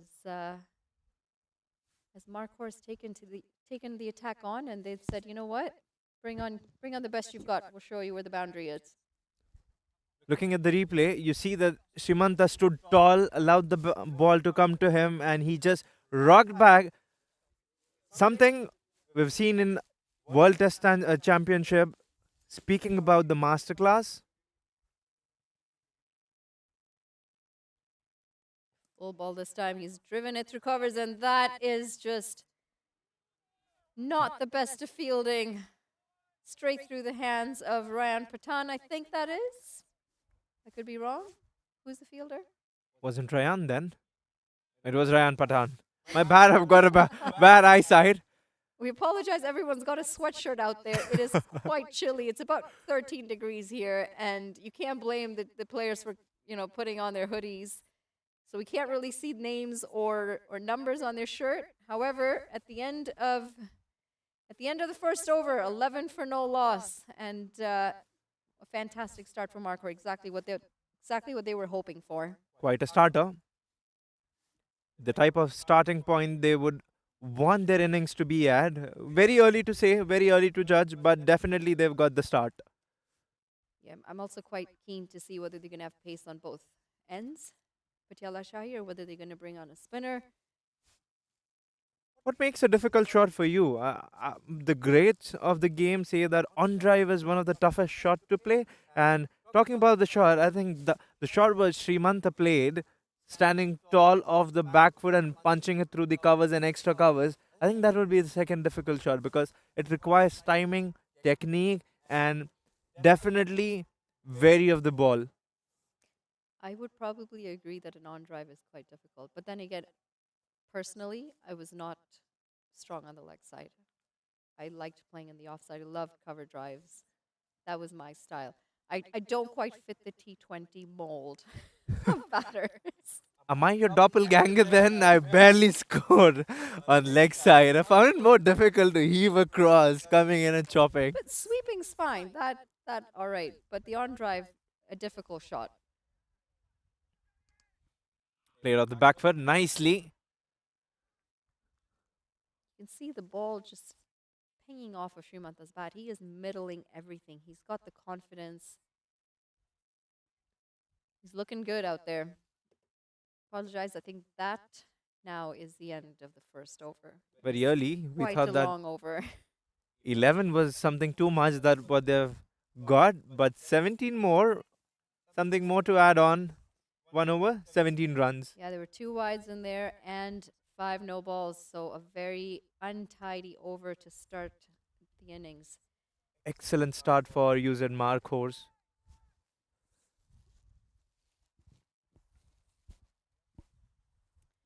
So I think I may have some hypothermia by the end of this game. I'm not sure how these players are doing it out in the middle, but it is quite chilly. Don't say that, Monali. I want you to have some more outings here with me. Don't leave me alone here. Next time it's going to be a winter coat. Doesn't matter if it's July. Eyes open, full face of the bat. Running away to the fielder. Was that extra cover point? Space between. Is it something that the captains go to the middle, and is it the conventional field that they go for a third man and a long on, or is it something they know the players and they tactfully arrange the field according to them? What do you think? It's more of a fashion that playing this league game or any tournament, even at the international level. You know the attribute and the style how the batsman is going to come and play.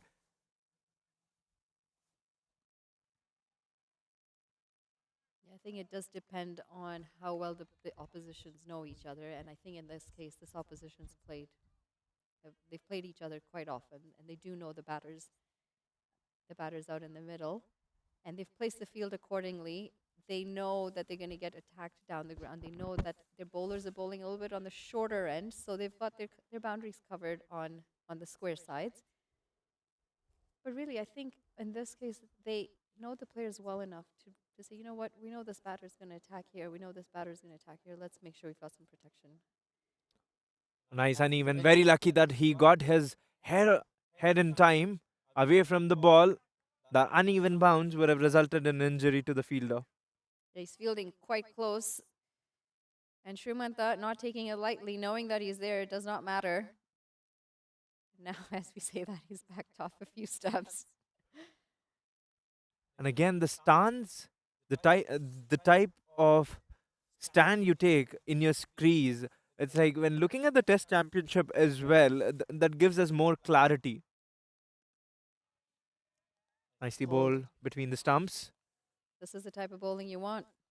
We haven't seen this in a long time. Someone targeting the stumps, third, fourth line, typically putting the ball upish. Yep. Speaking of World Test Championship, I'm assuming that you're definitely rooting for India. Definitely. Is that a no-brainer? That's played beautifully off his pads. It's going to run away for 4 runs down the ground. Fantastic shot. Did not overhit that at all. Waited for the ball to come and just placed it very Srimanta's well. got quite a lot of fans in the dugout here cheering for him. Yeah, for a night game, we've certainly got a crowd, which is quite nice to see.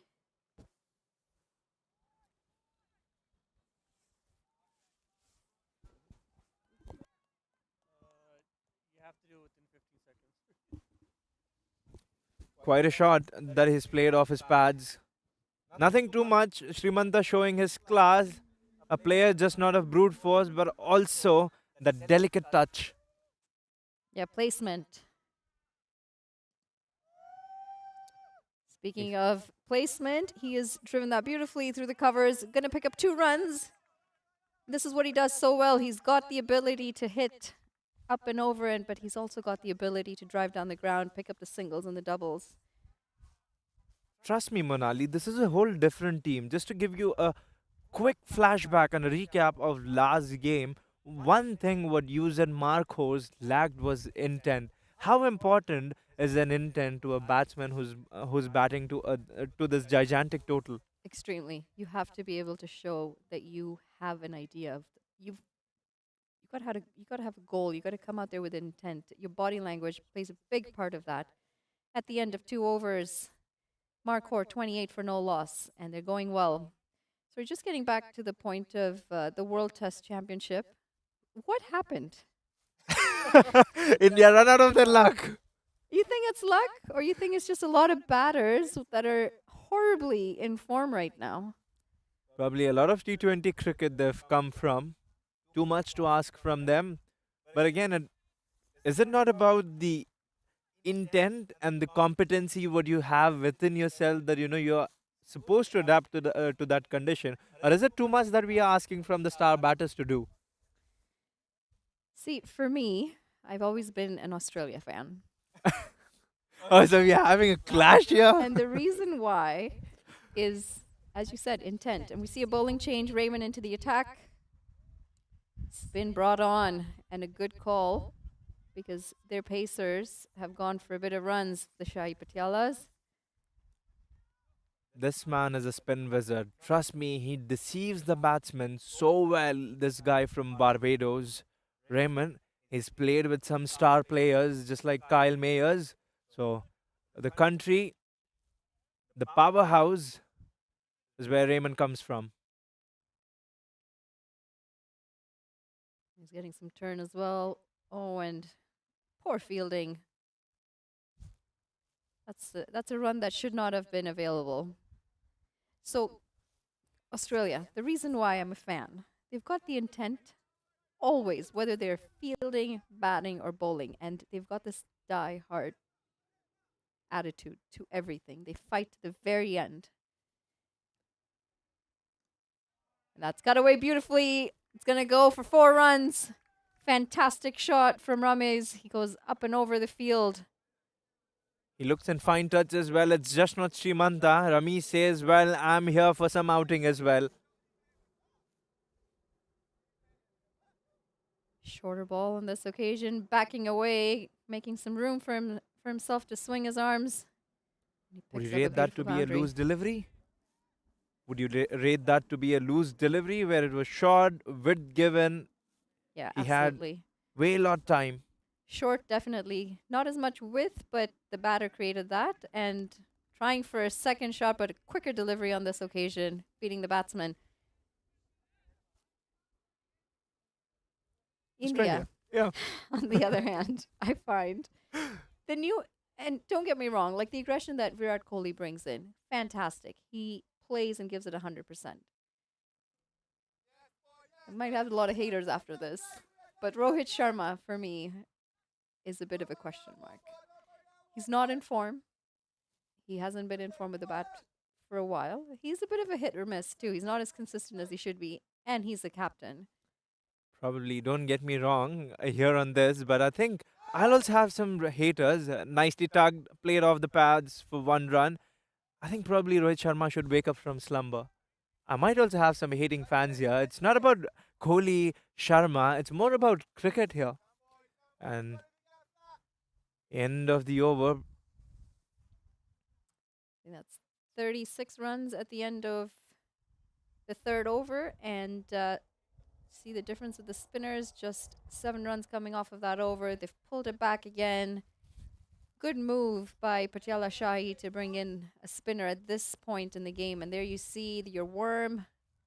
They were regressing at one point, and finally, just 1 over of spin has flattened that curve quite a bit. No wickets as yet. Pace into the attack. That's played off the pads. There's no fielder in the deep. But it doesn't look like the ball has enough legs to run to the boundary. They're going to pick up 2 runs.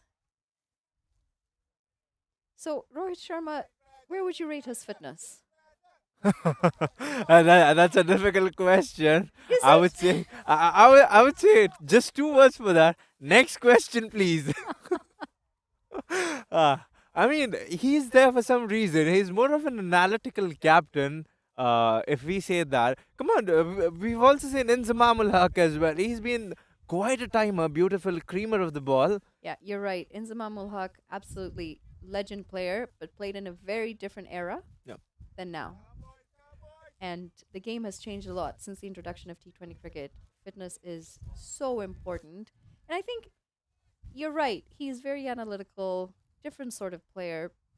But I feel like maybe that fitness part might be holding him back a little bit. That's when he scored 264 against Sri Lanka. Probably this is not the fitness level what he had, but again, every player goes through a rough patch. We've also seen King Kohli also go through the rough He patch. did. So Yeah. probably the captain himself, because the type of load what Indian cricket has, the budding cricketers coming in, everyone from IPL. Because if you look at the media, this is what a brilliant point you mentioned in the early start of the innings is that you want to move away from social media. Picked Dance up out the off his trot. legs. It's going to be a boundary. Very well played by Srimantha. He's made it look easy out there. Very easy. And something different what you're seeing here is that he's put on his dancing shoes, except for Harsh Thakur. We've seen some smashing from Pathan down on one knee. Harsh Thakur was someone who made good use of the feed, and right now the batsmen of use at Markhor. Absolutely. Yeah, they're doing it. They're doing a very good job. They're not really taking risks either at this point. They're not hitting it up in the air. They're placing the ball. They haven't really needed to take risks as yet. Too soon to say. Up in the air, fielder settling. An easy catch. Too early to say. You've jinxed him, Monali. Thank God I've had an opportunity to say this. There you see. Good innings come to an end. Srimanta was looking dangerous, bold, full, toe end of the bat. Wanted to play a cross line, ended up with the top edge of the bat. Raymond, the knee easy catch, threw himself with everything what he had. Yeah, just getting leading edge on that shot. He'll be disappointed with himself, Srimantha, as he walks back. He's been the aggressor this whole innings, and with that, Markhor, they lose their first 42 for 1 off of 3.5 overs. This is probably one of the slowest walks I've seen from Srimantha. He's Not definitely happy not to. happy. No, not happy to walk off. And he was looking good. Unnecessary shot. Shot was on, just didn't quite get the middle of the bat. He wasn't as lucky as Ryan this time, yeah. Catches do win matches, as we mentioned earlier. This one thing would definitely create difference here with the fielding.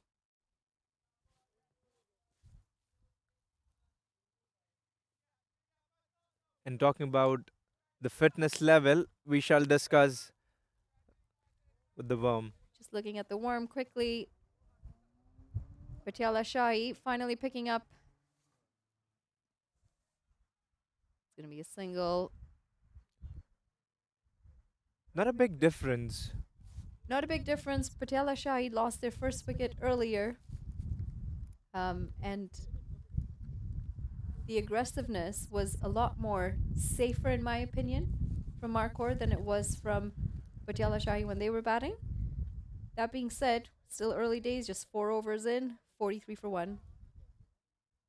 The Manhattan as well says that the tall buildings where you see till 12 overs, we had Rayan Patan and then Harsh Thakur. Oh boy. He's a rising star in the making. The biggest building you see at the 18th over that's when he hit 664. Beautiful shots. Absolutely beautiful shots those were. Bold statement, not to take away the credit from the powerful man Pathan. I would say the difference would be made by the runs what Harsh Thakur scored here. Raymond back into the attack. Oh, and how's that? Big appeal. Umpire says not out. They were looking for a single. Sent back.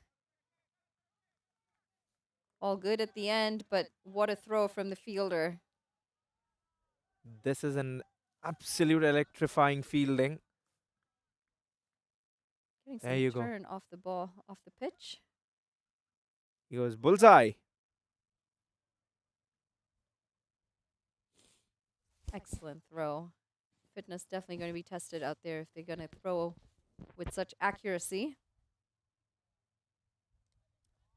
Down on one knee, straight to the fielder at cow corner for one run, couple of bounces, getting back to the point. Yes, the era is very different. And I think Kohli's captaincy had that aggressiveness and the aura what he brought to the field was that everyone wanted to walk an extra mile with him.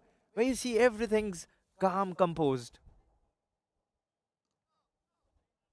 Yeah, he has that personality, doesn't he? He brings in that extra bit of responsibility, and he expects that extra bit of responsibility. Whereas for me, Sharma is just a little more laid back, and I don't really think the rest of the players follow that necessarily. Cut away straight to the fielder, can't find a gap, and I think the batters are getting a little frustrated here.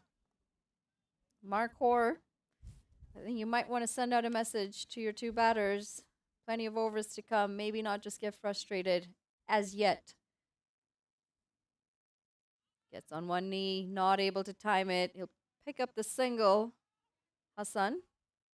The key is to survive this dreaded spin overs because the difference was made in spin overs in the very first innings as well. And getting back to the point, you've made an important point that laid back.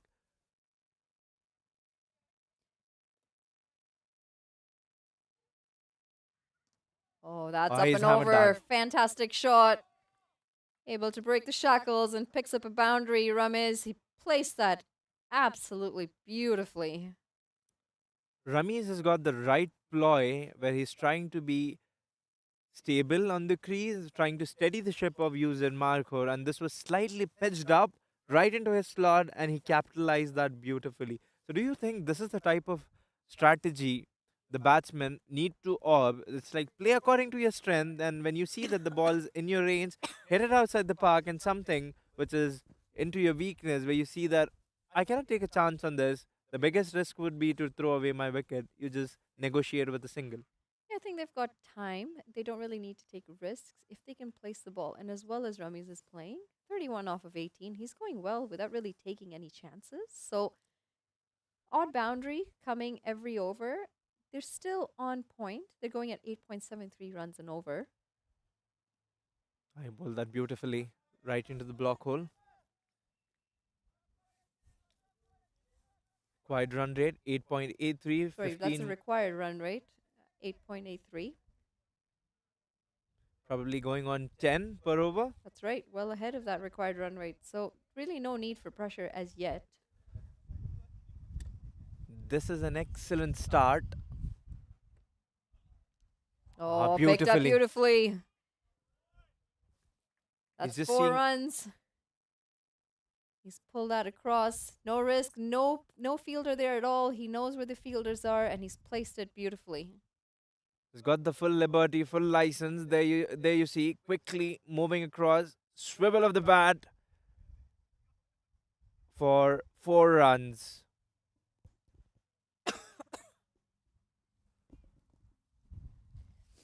Getting back to our captain's conversation, Kohli aggressive demeanor. Oh, How what a big is that? How shot. big is that? Fielder coming under it. It's going to fall short. Didn't quite get the distance. It went very high up, just not the length that he would have wanted. Still picks up a couple of runs. Just the elevation, not the distance. Batters are looking to open up their shoulders, though, and they're definitely attacking the pace bowler in this occasion. They know they're not getting nearly as many runs off the spinner on the other end. Smart batting. Fast bowlers trying to bowl in is something like a pillage here. They're trying to loot everything from fast bowlers. Whereas if we have the comparison between fast bowlers and spinners have proven out to be economical here than fast bowlers. Is it about the right line, right length, or the pace what they're bowling at? I think it's a bit of everything. The variations, the pace. Oh, what a shot that is. It is going to go straight to fielder. They'll just pick up a single, but you can see the aggression is there. They're opening up their shoulders now, especially Ramiz. He's looked very good. 32 runs coming for him off of just 19 deliveries. Every ounce and every drop makes an ocean. For a target like this, which is huge, gigantic, I think this is what the intent and the attitude would. Oh, how beautiful is that? How beautiful is that? He's held his pose. Amazing effort in the deep. You'd What be a very happy. fantastic fielding effort that was. Definitely saved a shore boundary. Again, getting the elevation but not the distance. 2 times in a row now, isn't that? Was that a chance again for you? No, that was not a chance for me. Uh, oh dear. Maybe catches when matches is something what you said. They would want to deploy their fielders in the areas where Ramiz is trying to target and open his arms more. Somewhere a batsman who's aggressive like this, a batsman who is more aggressive like this. Do you want?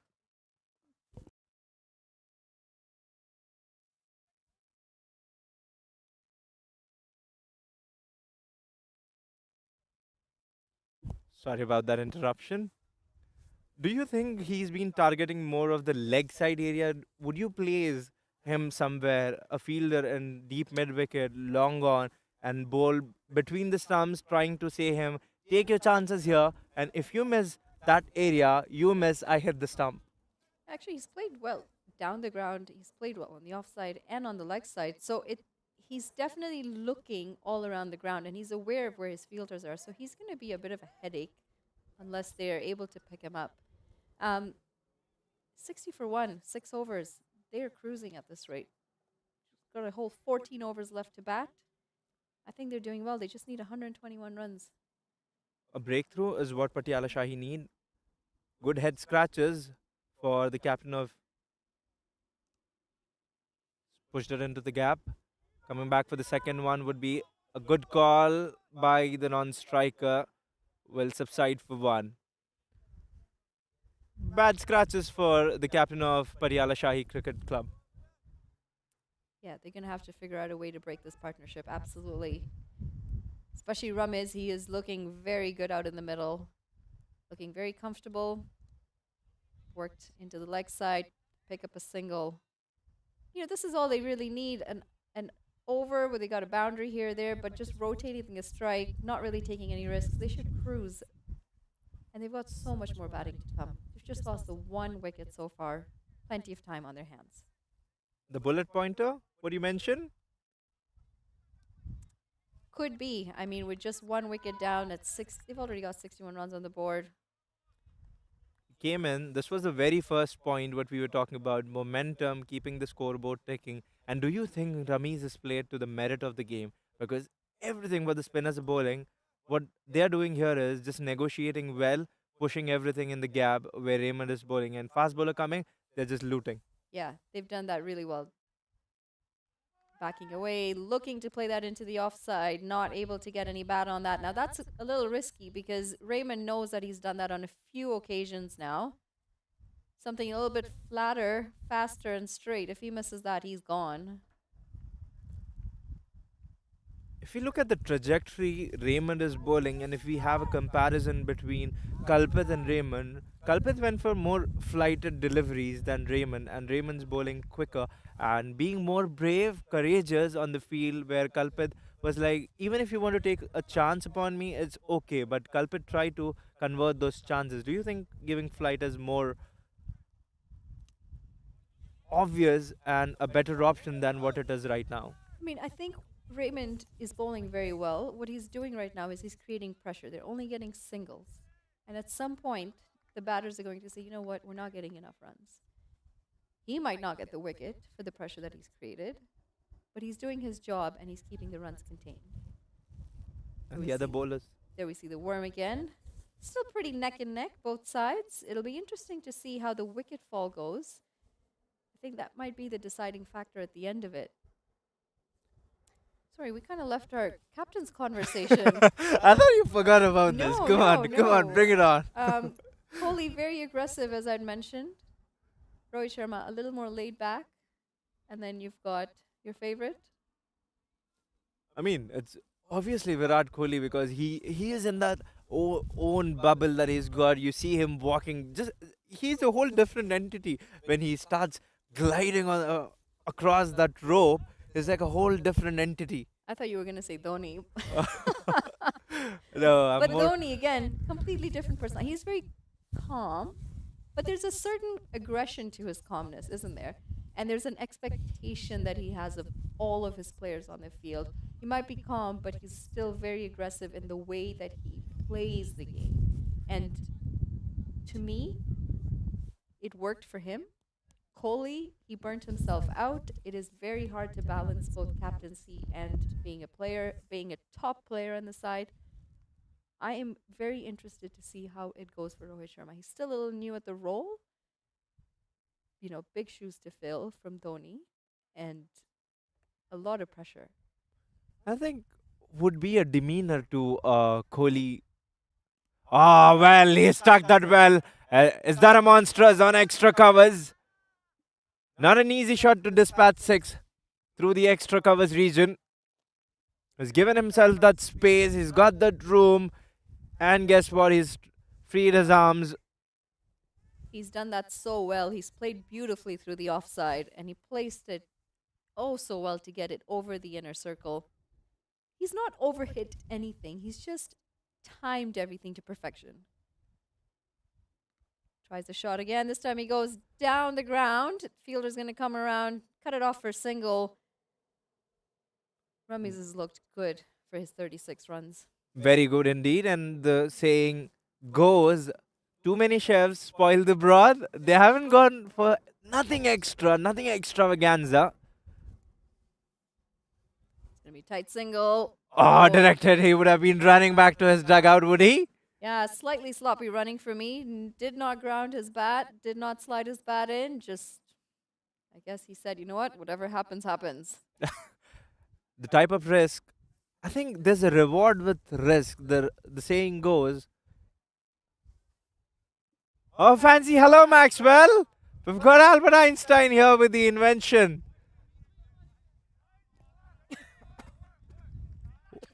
Everything what we are seeing here, this is the widest area of shots.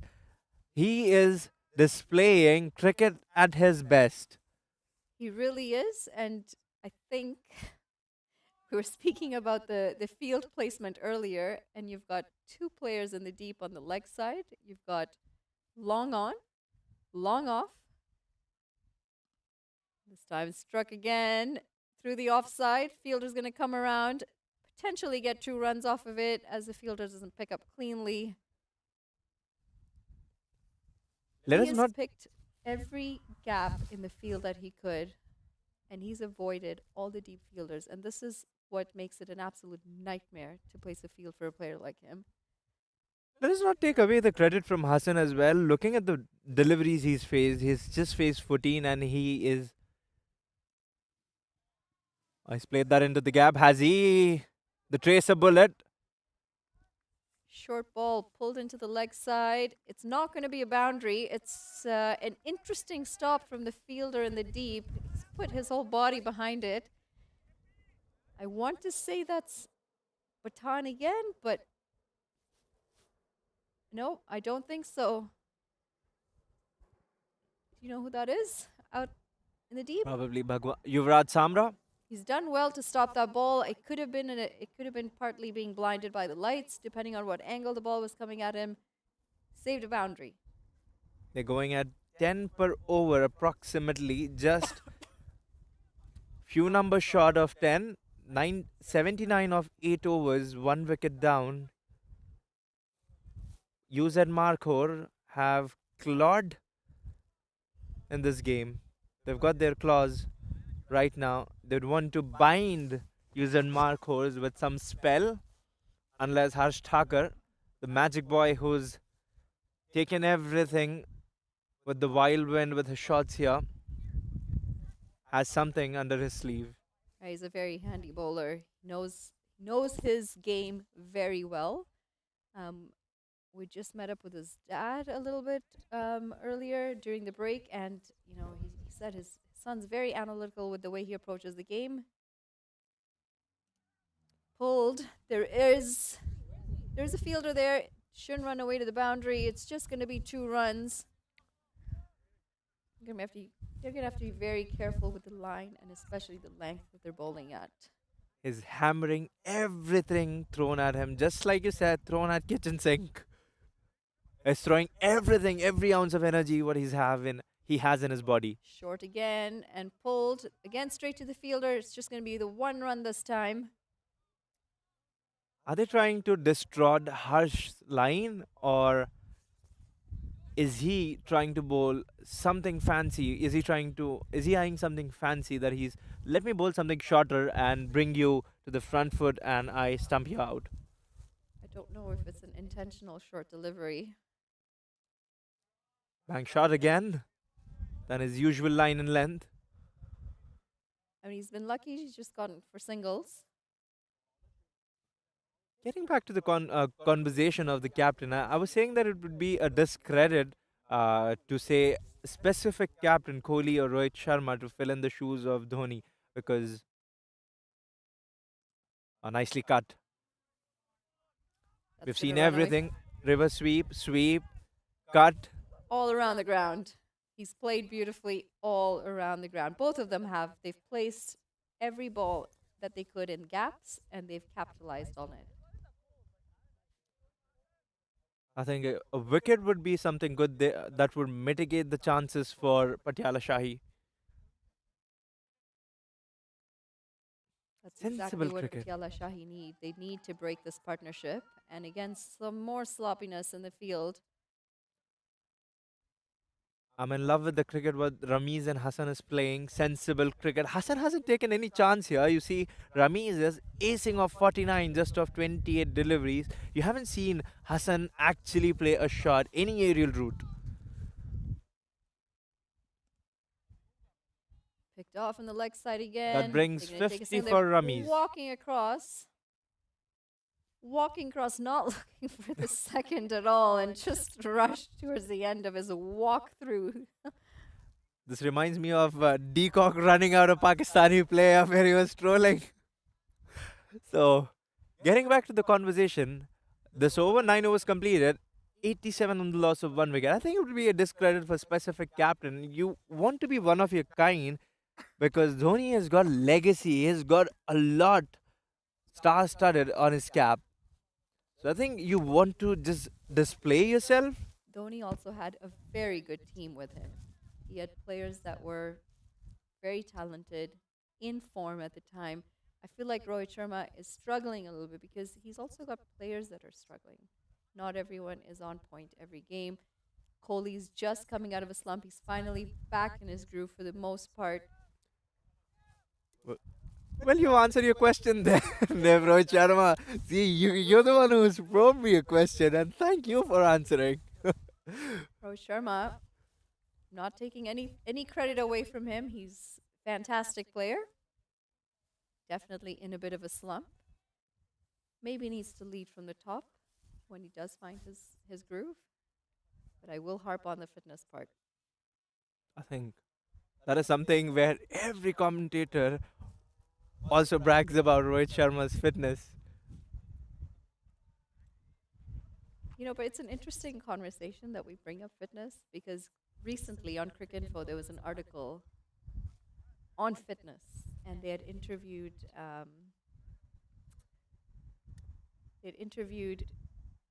don't quite remember the names anymore.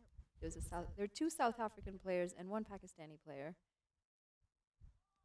Irfan was Dug being in expensive. short. That was a bouncer. A little more pace on that, a little more height, exactly what we were looking for. Would have fulfilled your wish. Not quite the line that you would have hoped for, but definitely an effort delivery. Takes a lot to satiate Monali Patel. You'll have to be on point, fellas. I'm saying you a tip. Slower delivery, good mix up of pace.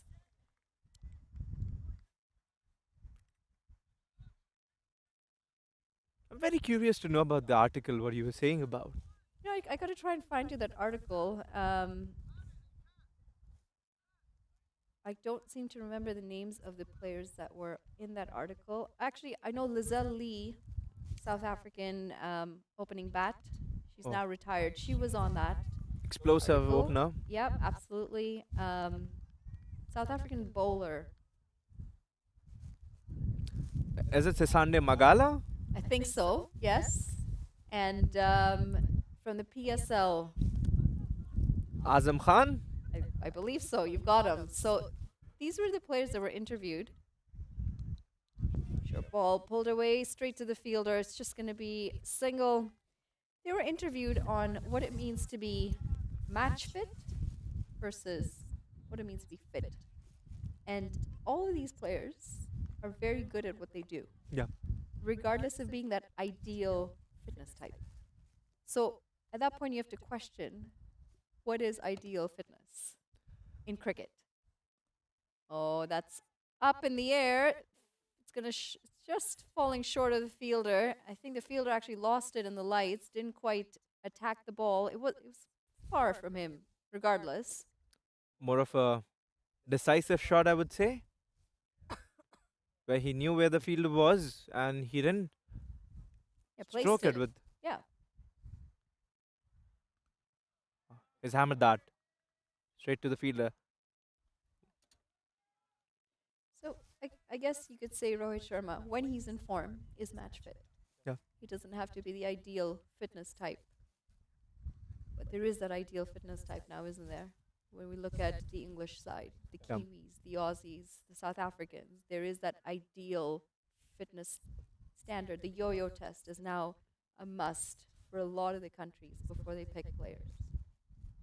So it's an interesting debate.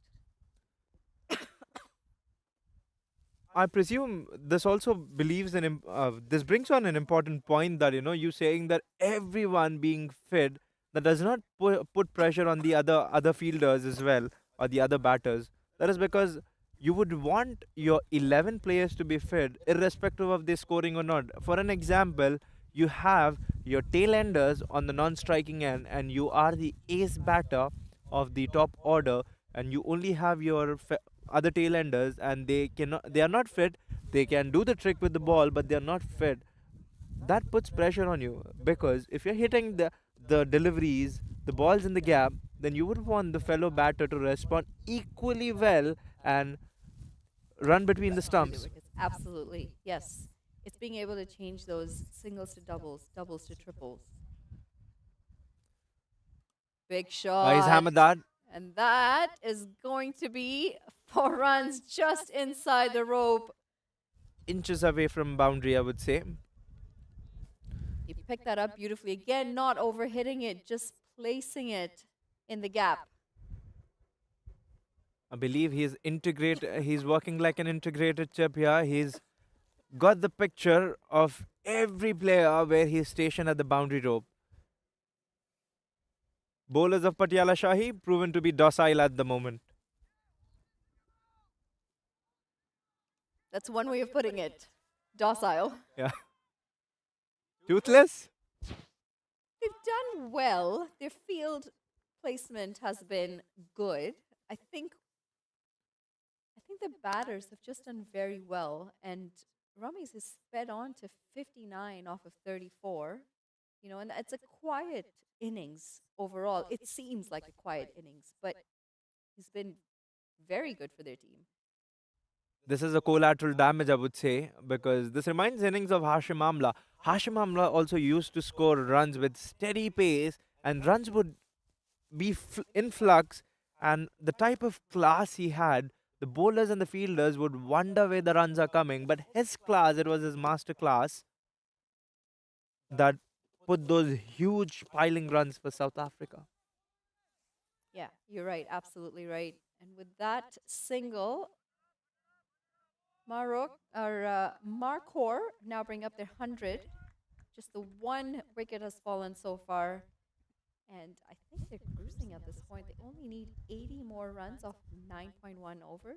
They've taken really no risks so far. They've done beautifully to work the field. And Tucker, I think he's going to be scratching his head a little bit. He's bowling well, but they're fielding. They're just hitting the gaps beautifully. They're working the ball into the leg side, into the off side, and they're picking up singles and doubles quietly without really realizing that they've sped on to 101 runs. This would be debit equaling to credit. Whatever Harsh Thakur has scored, if he continues to give like this, would be no use. Here you have it again, just placing it, looking for the single, dot ball on that occasion. 101 for one after 11 overs. They would want someone from the lot to raise their hand and come up taking the task, saying that Bring it on, Skip. I'm in. I'll deliver you a wicket. A partnership breaker, basically. They definitely need that at this point. They have to break this partnership. You got your bowlers figures. Pace, expensive. As we saw in the first innings, Irfan's gone for quite a few runs, 11 and a half runs and over that he's gone at. Quite the economy rate, isn't it? It sets the tone for the rest of the innings. Spinners, they've been better. I mean, Harsh Tucker's pulled it together. Raymond did very well with the ball as well. With that, looks like Sheel Patel's going to be into the attack. Some more spin. It's kept them quiet, just not quiet enough. And hopefully, Sheel can get this breakthrough that they so desperately need, Patiala Shahi. So desperately. Too much of desperation makes you fall for your own trap. I think what they would want to work on is their line and length and play on the merit of the game. It's just that maybe the batter is batting well, and this is what the bowler has to do. It's like it's okay when the batter is dispatching you for a four or a six for nicely bowled delivery. There isn't his jack that to long off fumbles. They pick up one off of that.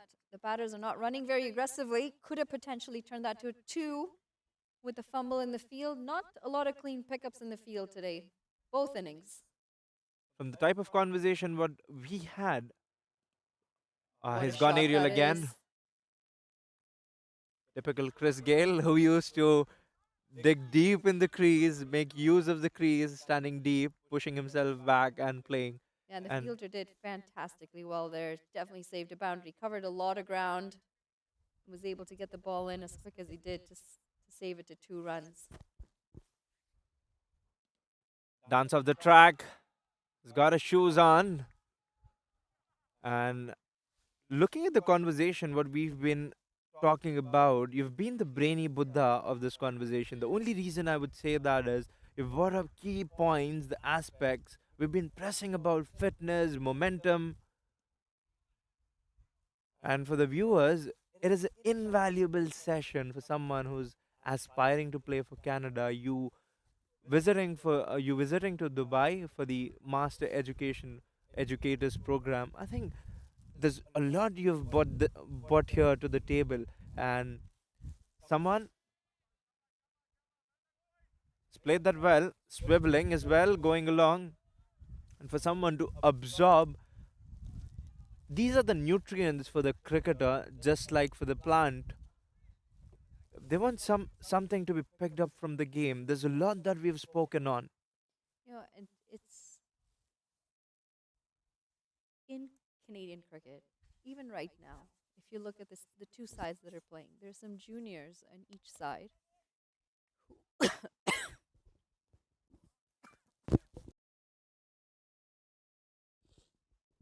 Sorry, excuse me. There's some juniors here who are now being exposed to the likes of Harsh Tucker, Srimanta, Nikhil. All these players once were juniors and are still in the local setup. And for juniors, this is your chance to play against players like this, play with players like this, and pick their brains, see what's worked for them, see what they could try in their own game to make themselves better at the sport. And sometimes it's not just a physical thing or not just a technical thing. Sometimes it's a mental thing. How do you handle yourself mentally when you're playing? Yes, it is. If you're an aspiring cricketer who wants to play at the top level someday, it takes a certain level of mental strength. And a lot of times that is completely looked over.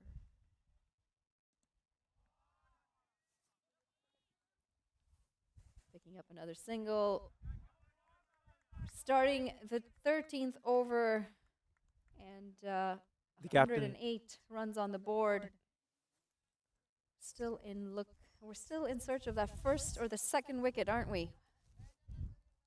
We are indeed, and captain's gone to Yuvraj Samra, who usually does not go to because they have enough bowlers in his artillery.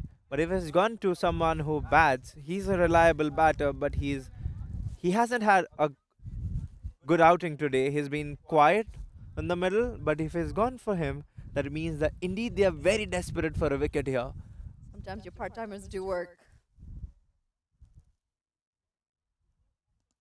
Just like the West Indies match in 2015, the World Cup T20, where Dhoni bought Kohli to bowl and he picked up a wicket of Lendl Simmons. It's because you don't expect to be challenged by part Yeah. timers. You take them a little bit easier than you might an experienced bowler. That's when the mistakes happen. My apologies, it was 2016, 2015. Skewed up, Monali, say this is going to be the wicket and the part timers. Too early to say. It is not going to be the wicket, unfortunately. That was not the attempted catch that you would have hoped for. I think he lost the ball in the lights and just couldn't recover and get under it on time. By the time it found the ground, he still hadn't found the ball. Ravi Sandhu, one of the safest pair of hands on ground, finding nothing, just biting the dust today. Short ball dug in. Tried to pull it and didn't really get the distance, but it lands safely. It looks like absolutely everything is going correct for Markhor. They're finding the gaps, the catches are being dropped. Everything seems to be going in their way. Getting back to the point about mental barrier, it's like physical injury or physical barrier is something what everyone sees, but mental barrier is something that it's Heaved into the leg side. Going to go to the fielder. They're going to pick up another 2 runs. That brings another good over to an end. 116 for 1 after 13. Markhor well on their way. Just 65 more runs needed off of 7 overs. They're cruising. do you think at this point of time there has to be someone that brings up the body language of the fielders on the ground? It's just that everyone's put their shoulders down. They're in absolutely despair and despise. It's like someone has to bring up the energy. And getting back to the conversation of the captaincy and Indian team and World Test Championship, it's just that Virat Kohli's energy. If you look at the Test match of Lords where Siraj picked up, cleaned up Jimmy Anderson and having that famous historic win, I think Virat Kohli was someone who believed to the very last ball and the last minute of the game, and that helped them achieve that victory. And I think when Kohli left to India for his personal reasons, Jasprit Bumrah being the captain, I think they were a little laid off back then as well. So he's like Kohli is like someone making the bowlers and the fielders work around the clock, working like a clock. So I think there has to be someone like Virat Kohli, not exactly Virat Kohli, bringing in that aura and energy, saying that, "Come on, boys, we've got a lot to go." You know, sometimes a wicket changes that. And unfortunately, they've had a chance and they've put it down. Had they broken this partnership that last over, you would have seen shoulders back up, a lot of chatter, a lot of banter, a lot of enthusiasm. This is one of the mental barriers we've been talking about. This brings out the best of you. So this is one of the. He's played that nicely. Somehow he's managed to put his bat. I don't know how, but somehow he's managed to put his bat at the ball. I don't think these two could do much wrong in the middle. They now see the ball very well. They're set. There you see a replay of that previous delivery. Was looking to come down, way down leg that he had shimmied, just got his bat down, still picked up a single. Overthrows.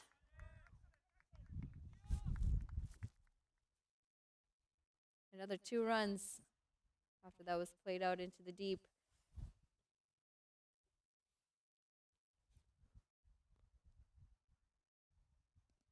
Dance off the ground, nothing straight I've seen. He has hit that straight into the arc and the V. Nowhere safe, but except above the bowler's head into the V to hit. Hassan is racing closer and closer to his half century as well. Rami is 65 of 41. Getting closer and closer to that target of 181. Just 57 runs more needed. Let's cut away. has absolutely slapped that to the covers fielder. The field placement's good. It's been good. And these two batters have certainly they've made them work hard. They should dry up the singles and the doubles right now if they are drying the boundary. Full toss. Could have hit anywhere in the ground, but managed to hit to the fielder who's at deep mid wicket. 2 runs.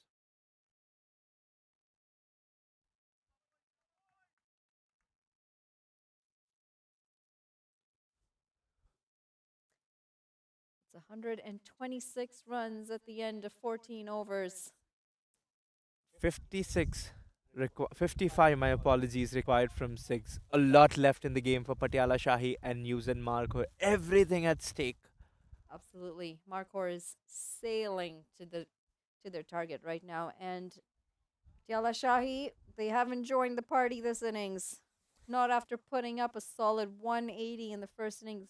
If you guys missed the first innings, Ryan Patan played an absolute gem of an innings. And to follow that through, Harsh Tucker capped it off with a beautiful 49 runs off of just, 23 deliveries, I believe. Indeed. He did get bowled on the last delivery of the innings. Couldn't quite get to his half century, but played an incredible role with the bat. Raymond into the attack. Again, flicked into the leg side. They'll pick up, looking for a double, and they do get there quite easily. They've rotated the strike very well, these two, haven't they? Very well. And the essential part of their rotating strike is that the first run is taken quickly. And the body language of the runners has been like, I'm coming back for the second one. So that understanding has adhered them to take the second run. And he's cleaned up, gone for the fancy. He's made a mess of his stumps and stumps rattling all over the place.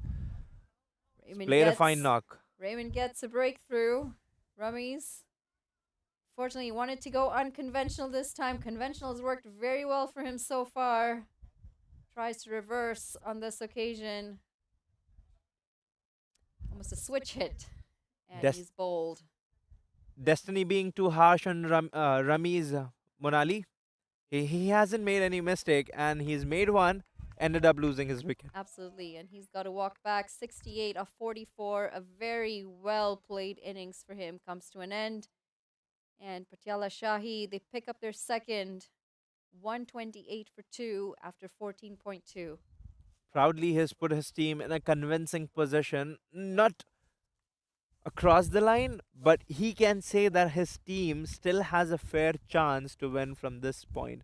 At this juncture, we can say that the game can dangle in anyone's pocket. Yeah, you're absolutely right. Just 5.5 overs to go, 53 runs needed. They do have to make sure that they keep that required run rate in check. It has climbed a little bit. It was 8 point something a little bit earlier. We're now on to 9. It'll have to be interesting to see how they pace the last 5 overs of their innings. Good news, sigh of relief for the fans of Patiala Shahi cricket and the teammates of Patiala Shahi cricket would be that a new man coming onto the crease, it would require great amount of concentration and great awareness of game to read the game and see what is required from the game than going all guns blazing and just throwing everything at the ball. Yeah, they did very well. They built an innings, they built a partnership, and they got their players in a comfortable enough position. They got their team in a comfortable enough position that with plenty of wickets in hand, if they need to come and be aggressive, they can still do that. How pivotal has the role of Hassan been? He playing the second fiddle, he's playing at 44, a new man coming in. I think he can be the aggressor. Absolutely. He's been in there for long enough. He's seeing the ball well as well. Oh, and some sloppy work in the field. It's going to give them a run.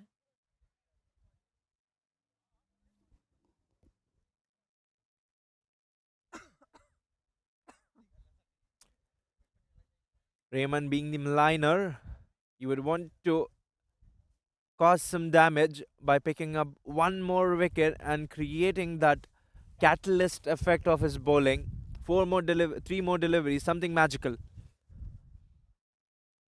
Oh, nicely bowled. Deceived with pace and flight. Seldom we've seen deliveries going to keeper's pouch. because the batting's just been that great.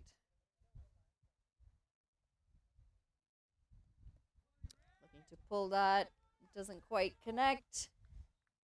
Good mix of pace. He's just conceded 3 runs and a wicket of this over. 2 dots, one more delivery to go. Something. Is he going to pull a rabbit out of the hat?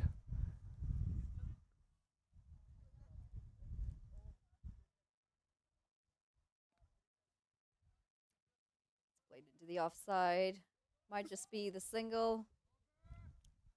Just 4 runs conceded at this point. An excellent over. Yeah, great over indeed. 130 for two after 16. Sorry, 15, I should say. 5 overs to go. And you look at the worm. Markhor is looking quite comfortable, well above the worm of Patiala Shahi Patiala, excuse me. It's just not you, it's just the wind and the cold weather making it look horrible, Murali. I'm not gonna lie, I am definitely shivering right now. Maybe some hypothermia at the end of this game. Oh, And then the fingers crossed. mosquitoes are That's out where you too. won't get it. The difference, if you look at the worm here, the wicket has come slightly, I would say very late, not slightly late, moderately late. But the wickets of Patiala Shahi has been the concern. The wickets falling apart, and you see a big rise in the lump. Scream that straight to the fielder. Excellent effort. The difference, what has been made, is the batting of Harsh Thakur in those last overs. Yeah, it's exactly what got them to that 180 mark, isn't it?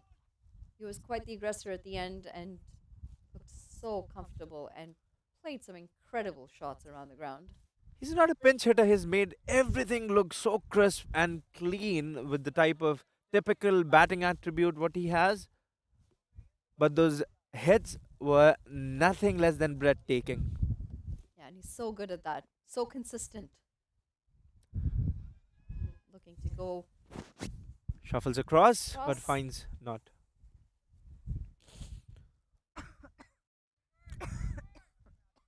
What would you make out of this game right now? Your say on this game. Who do you think has their claw in the game? You asking me to predict? Maybe you're not a Nostradamus, but a cricket expert indeed. I think Markhor's still in this game. The net run rate's rising, but they've got plenty of batting to come. I think maybe a couple more wickets for Patiala, and they are in the contention at that point. But the spinner Shields bowling incredibly well. He's done very well, and This is what is required. Intention. I think boundaries have dried up. We haven't seen any boundary in a long time. no, and they're not rotating the strike nearly as well as before that wicket fell either. Ramesh kept the momentum on. Similarly, Hassan had that positive body language and the posture as long as Ramesh was batting. I think it's now Hassan's turn to take on Hassan Adil, who should take on the charge, saying holding use and Markhor's flag. Oh, big shot. It's got, again, the elevation, but not the distance. It's going to fall safe. That brings him to 49. He's 1 run away from his half century. He's played a quiet innings, but a very good supporting role. And now I think it's his time to play that aggressor because he has been in there for 40 deliveries, 41 deliveries now. Is it not too much to ask for a new batter to come in unless you've faced some balls, except for someone like Rashid Khan, Dhoni, or Kyron Pollard who comes into the game and bangs on, delivers you, fulfills the task? I think it's the task that relies the teams now, depending on the type of innings what Hassan Adil plays. He's been there, he's read the game, he's well aware of the conditions and the type of innings, what is required for him to play. His team is requiring him to play. Yeah, I think at this point, they've only got 4 overs left and they've got to get 44 runs. That required run rate has now climbed to 11.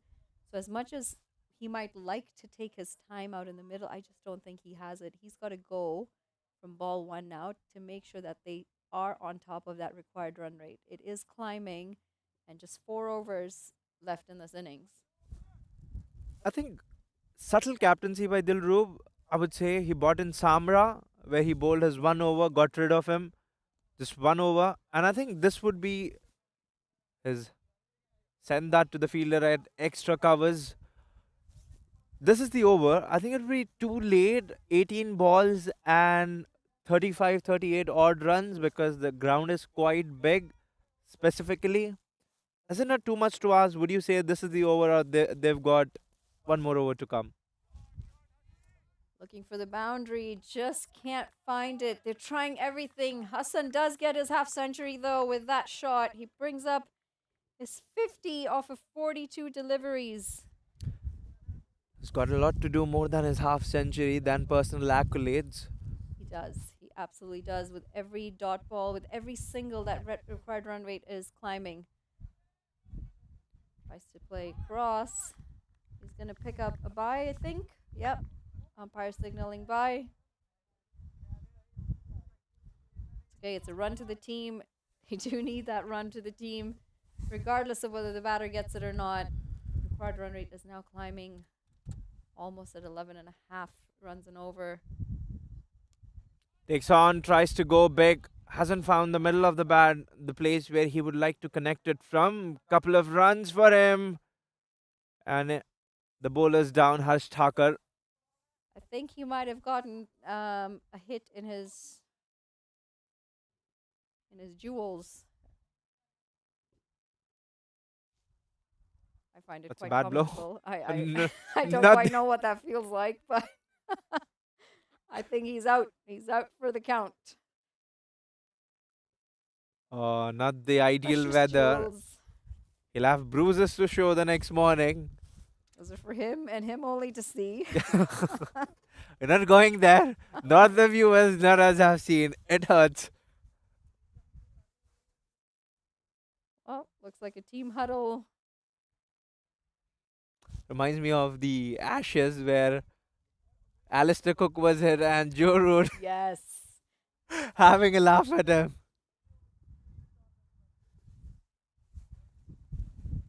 Oh, definitely.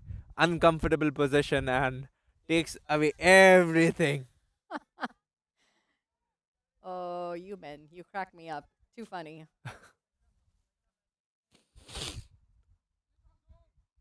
So I've had this conversation with someone else I was doing commentary with last year, and when you get hurt anywhere else, you get out the spray. Yeah. Why is the spray not effective here? Serious scientific question.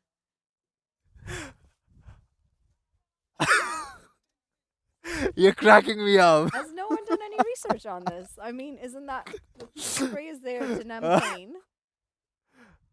I think it's Oh, more about the going up sensitivity. and over, but he's gonna find the fielder and a catch is Harsh taken has in got the his deep. redemption. Maybe the hit has done the trick. Woken him up. Absolutely. Was it required there? He's taken one for the team. Batter big heave and ho and just not getting the distance. He finds the fielder at long on taking a comfortable catch at the end. And now I would have to say that this game's kind of turned, and Patiala Shahi, they look like they are controlling this game. They've picked up a third wicket, 142 for 3. Harsh Thakur has broken yet another partnership. Hassan's still in the middle. Still 2 balls to rely on. Would you say one more over is what they have, or the game's far from over from user Markhors? Guess never say never, but a couple more wickets, and I think Rinku Singh? Markhor is in trouble. 5 balls, 28. Are we going to see something outrageous like that? You know what? I was going to ask you, how much more batting does Markhor have? They're just 2 down. It would be too early for me to say. Consistent batting? Indeed. Well built Pakistani lads who believes in six hitting like Shahid Afridi rather than taking runs. So you didn't answer my question, by the way. Are we not? It is a legitimate curiosity that I have. How come the spray doesn't work? I think the ice pack does work. It's more about the chemical mixture, I think. Okay. Yeah. It's more about the area you're hit on. I think you would not place ice pack on your head when you're hit with something on your head, or would you? You would. You'd put an ice pack on your head if you got hit Oh, in the probably. head. I wanted to get away. Absolutely. I wanted to get away. Or why don't you use the spray on your head? Or do you on your hair? Depends on where. I wouldn't use it in my eye or mouth or Yeah. nose per se, but Maybe those are. something like that. I'll take your word for it. Yeah. 144 for three after 17 overs. Not decisive as the innings of Ramiz was, but again, you'll have to considerate to my answer. Kultata out to the middle now. Oh, Oh, that's gone straight up in the air. Bowler's coming, or the fielder's coming in. It's going to land just short of him. Didn't quite put the dive in, but that was a tough chance. We'll give him that one.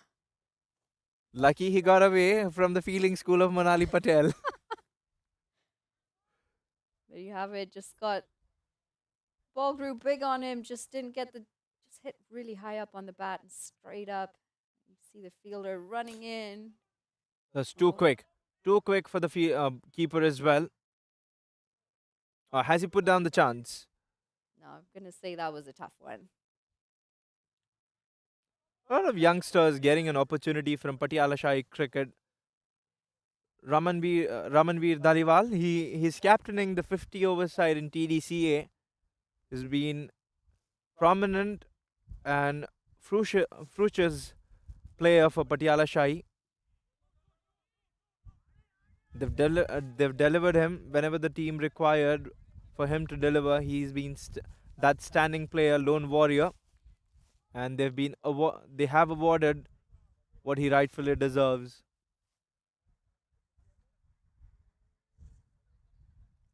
Yeah, always nice to see juniors making it into the top sides, giving them the chance and saying, you know what, well, played well down the ground. There's a fielder again. Field placement has been excellent for me. They've really cut down on those boundaries because of it. That required run rate is just climbing. Abdul, we're almost at 12 and a half runs and over. It's going to be a tough last 2 overs for them, for Markhor. Still not away in a typical T20 game. I would say they still have chances. Nothing too much bleak, but too much to ask for.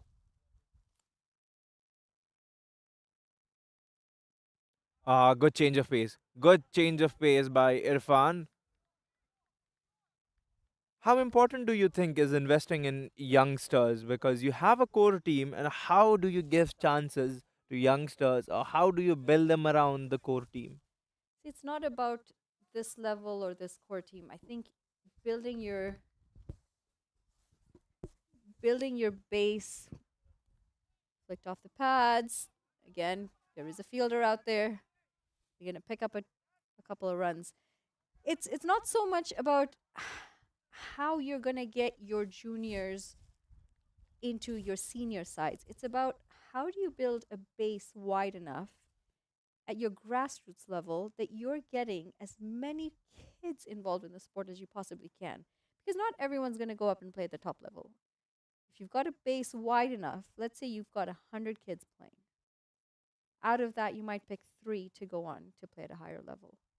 But at that point, when you've spread the pool as well as you have, that's what you need to do to get the talent, to find the talent, to find the ability. And then by the time they work their way up to this top side, it's not so much saying we're giving the juniors a chance as it is the juniors deserve a spot here because they're good enough to be here. And that is something that takes time and it takes investment. And it takes investment from a provincial level, it takes investment from a national level. Grassroots cricket is incredibly, incredibly important. And it's it's that triangle, right? When you've got a base, the bottom of your triangle is your base, where you've got as many people playing the sport, juniors especially. And the top should only be the point. Whereas in a lot of other situations, we're seeing an upside down triangle where everything goes to the national team and to the top sides. And you've got very little feeding up to the national side, few players coming up. So then you're stuck. You don't really have a player pool at that point.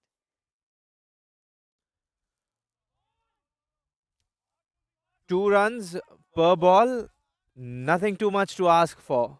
I would say still going down to the wire unless Patiala Shahi do something. The captain himself, he wouldn't be happy much of himself if he's delivering in this over. He would be proud of himself if he's managed to give the team and himself that confidence and the victory. I think they're going very well, Patiala Shai. They've brought this game back into check. They've picked up very important wickets when it really mattered, because at one point they were completely out of it. And Big swing, swings across, and the dreaded finger of the umpire comes up, says he is found you guilty. You'll have to walk down to your dugout. Nikhil Datta will have a long, disheartened walk to the dugout. big heave and a hoe, and caught quite comfortably by the keeper. I guess the captain's done his job. He's picked up another wicket. He was the one who broke the partnership early on. Life is a circle, they say, where the things started, they're coming to an end with Dilroop's over. Yeah, and I think Shahi Patiala, they're now cruising. Safe to say that if they can see off the remaining of this over, it's an uphill task for Markhor to try and pull off as many runs as there are on that board in that one last over. Who else other than the captain who wants to harbor the ship to the victory of Patiala Shahi? You know him better than I do. He's quite a character, filled with fire, verbal, with banter, but is someone who's always in the game who uplifts the attitude and the morale of his fielders. So, just talking about the talent pool, you've mentioned something about one cricket term. Can you elaborate on the cricket term? What type of cricket is it to our viewers? You said that again. The talent pool. How well do you think the talent pool should be managed? Because the talent pool what Patiala Shahi cricket has, it's diverse with a wide spectrum. How do you think every time they require, they bring up a star player? Yeah, a lot of it is having that player pool is one thing, but also making sure that your juniors are ready to be playing at that top level. Because what happens is when you bring in a player who's not quite ready, they go for a lot of runs, they're not making runs, that doesn't help their development at all. And that player pool is heavily dependent on the development of a player. The player pool can only get better, and their players can only get better if they've got divisions or levels that they can work up to and achieve and move forward.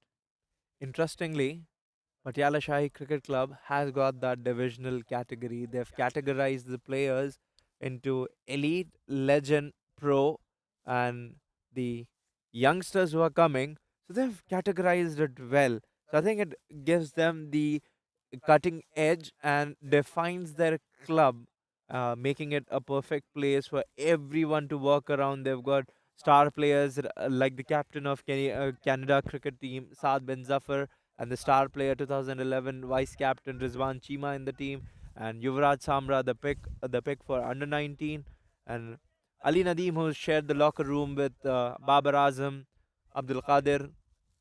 I think it's a lot for Patiala Shahi, and credits to Jimmy Sharma the way he's managing the workload from every player. And I think the ECB has missed that trick from Jofra Archer. They've put too much. If you look at the 2018 Ashes, where Manas Labuschagne came into picture when Steve Smith was injured, someone who was so underrated, who did not have average, and I think that's when ECB decided to bring in Jofra Archer, and over after over, that's when he got injured. And Jimmy Yeah. Sharma managing that workload, it's quite phenomenal. Yeah, absolutely. We're into the final over. 4 deliveries to come after this. They'll pick up 2 runs, but I think it's going to be a very hard task to now chase this down from Markhor. Patiala Shahi, they're going to feel quite comfortable with the place that they've gotten themselves into. And I don't know. I don't want to say it too early, but I feel like Patiala Shahi, they've got this game in hand. Not across the line, but just a couple of steps away. 5 balls, 4 balls, 15 runs, 4 boundaries. Oh, and just as we say that, there's a big shot. I don't think it's got the distance. Oh, it's a drop catch, but that's okay. No harm done. They're going to pick up 2 runs. Not near. Oh, and he's run out. Sloppy running from the batter. They just pick up the 1 run, and I think that's probably game for them. Probably the batting team and the batters, the batting language looks like they've given up. Who can help you if you yourself have given up? Yeah, absolutely. I mean, he's ambling off. I don't know if he's picked up an injury or what, but should have tried to make that comfortable second run. At least just 1 more run on the board. Would have given 3 balls and 13 runs, 2 big 6s, a super over probably. I'm asking too much. I'm being greedy here. I mean, nothing is impossible, they say, but I think this might be a little hard. Yeah.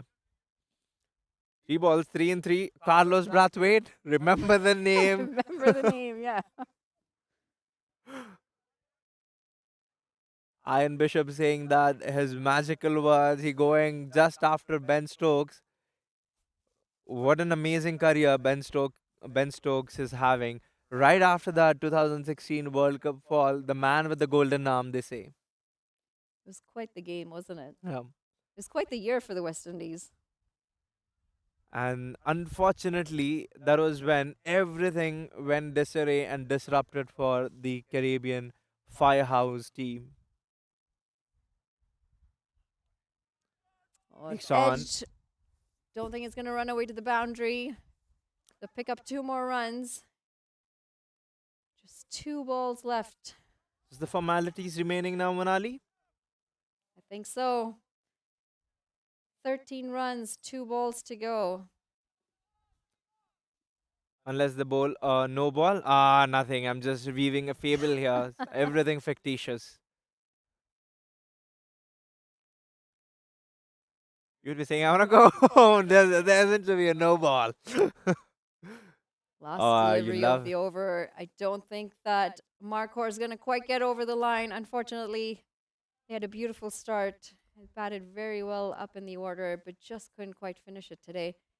Read a funny article before the game closes. 12 runs required. The ball should be stuck on a tree, and they keep running for 12 runs unless they have a chance to win. And done and dusted. Yeah, and that's the end of the game. Markhor end their innings 169 for 5 after 20. And Patiala Shahi, they pull off a fantastic win, 180 on the board on their time with the bat. First innings, they batted beautifully, and they've come back and put on quite the show with the ball.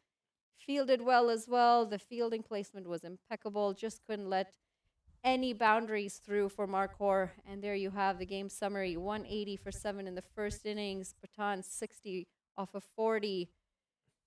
Harsh Tucker 49 of 23. Unfortunate to not quite get his half century, but he batted beautifully. And Markhor 170 for 5, falling short. And good innings, good opening partnership. 68 of 44, 52 of 44. That was quite the defining moment for me for Markhor, but unfortunately both of those batters fell and didn't quite get the momentum following after their wicket. Abdul, good match. What do you think?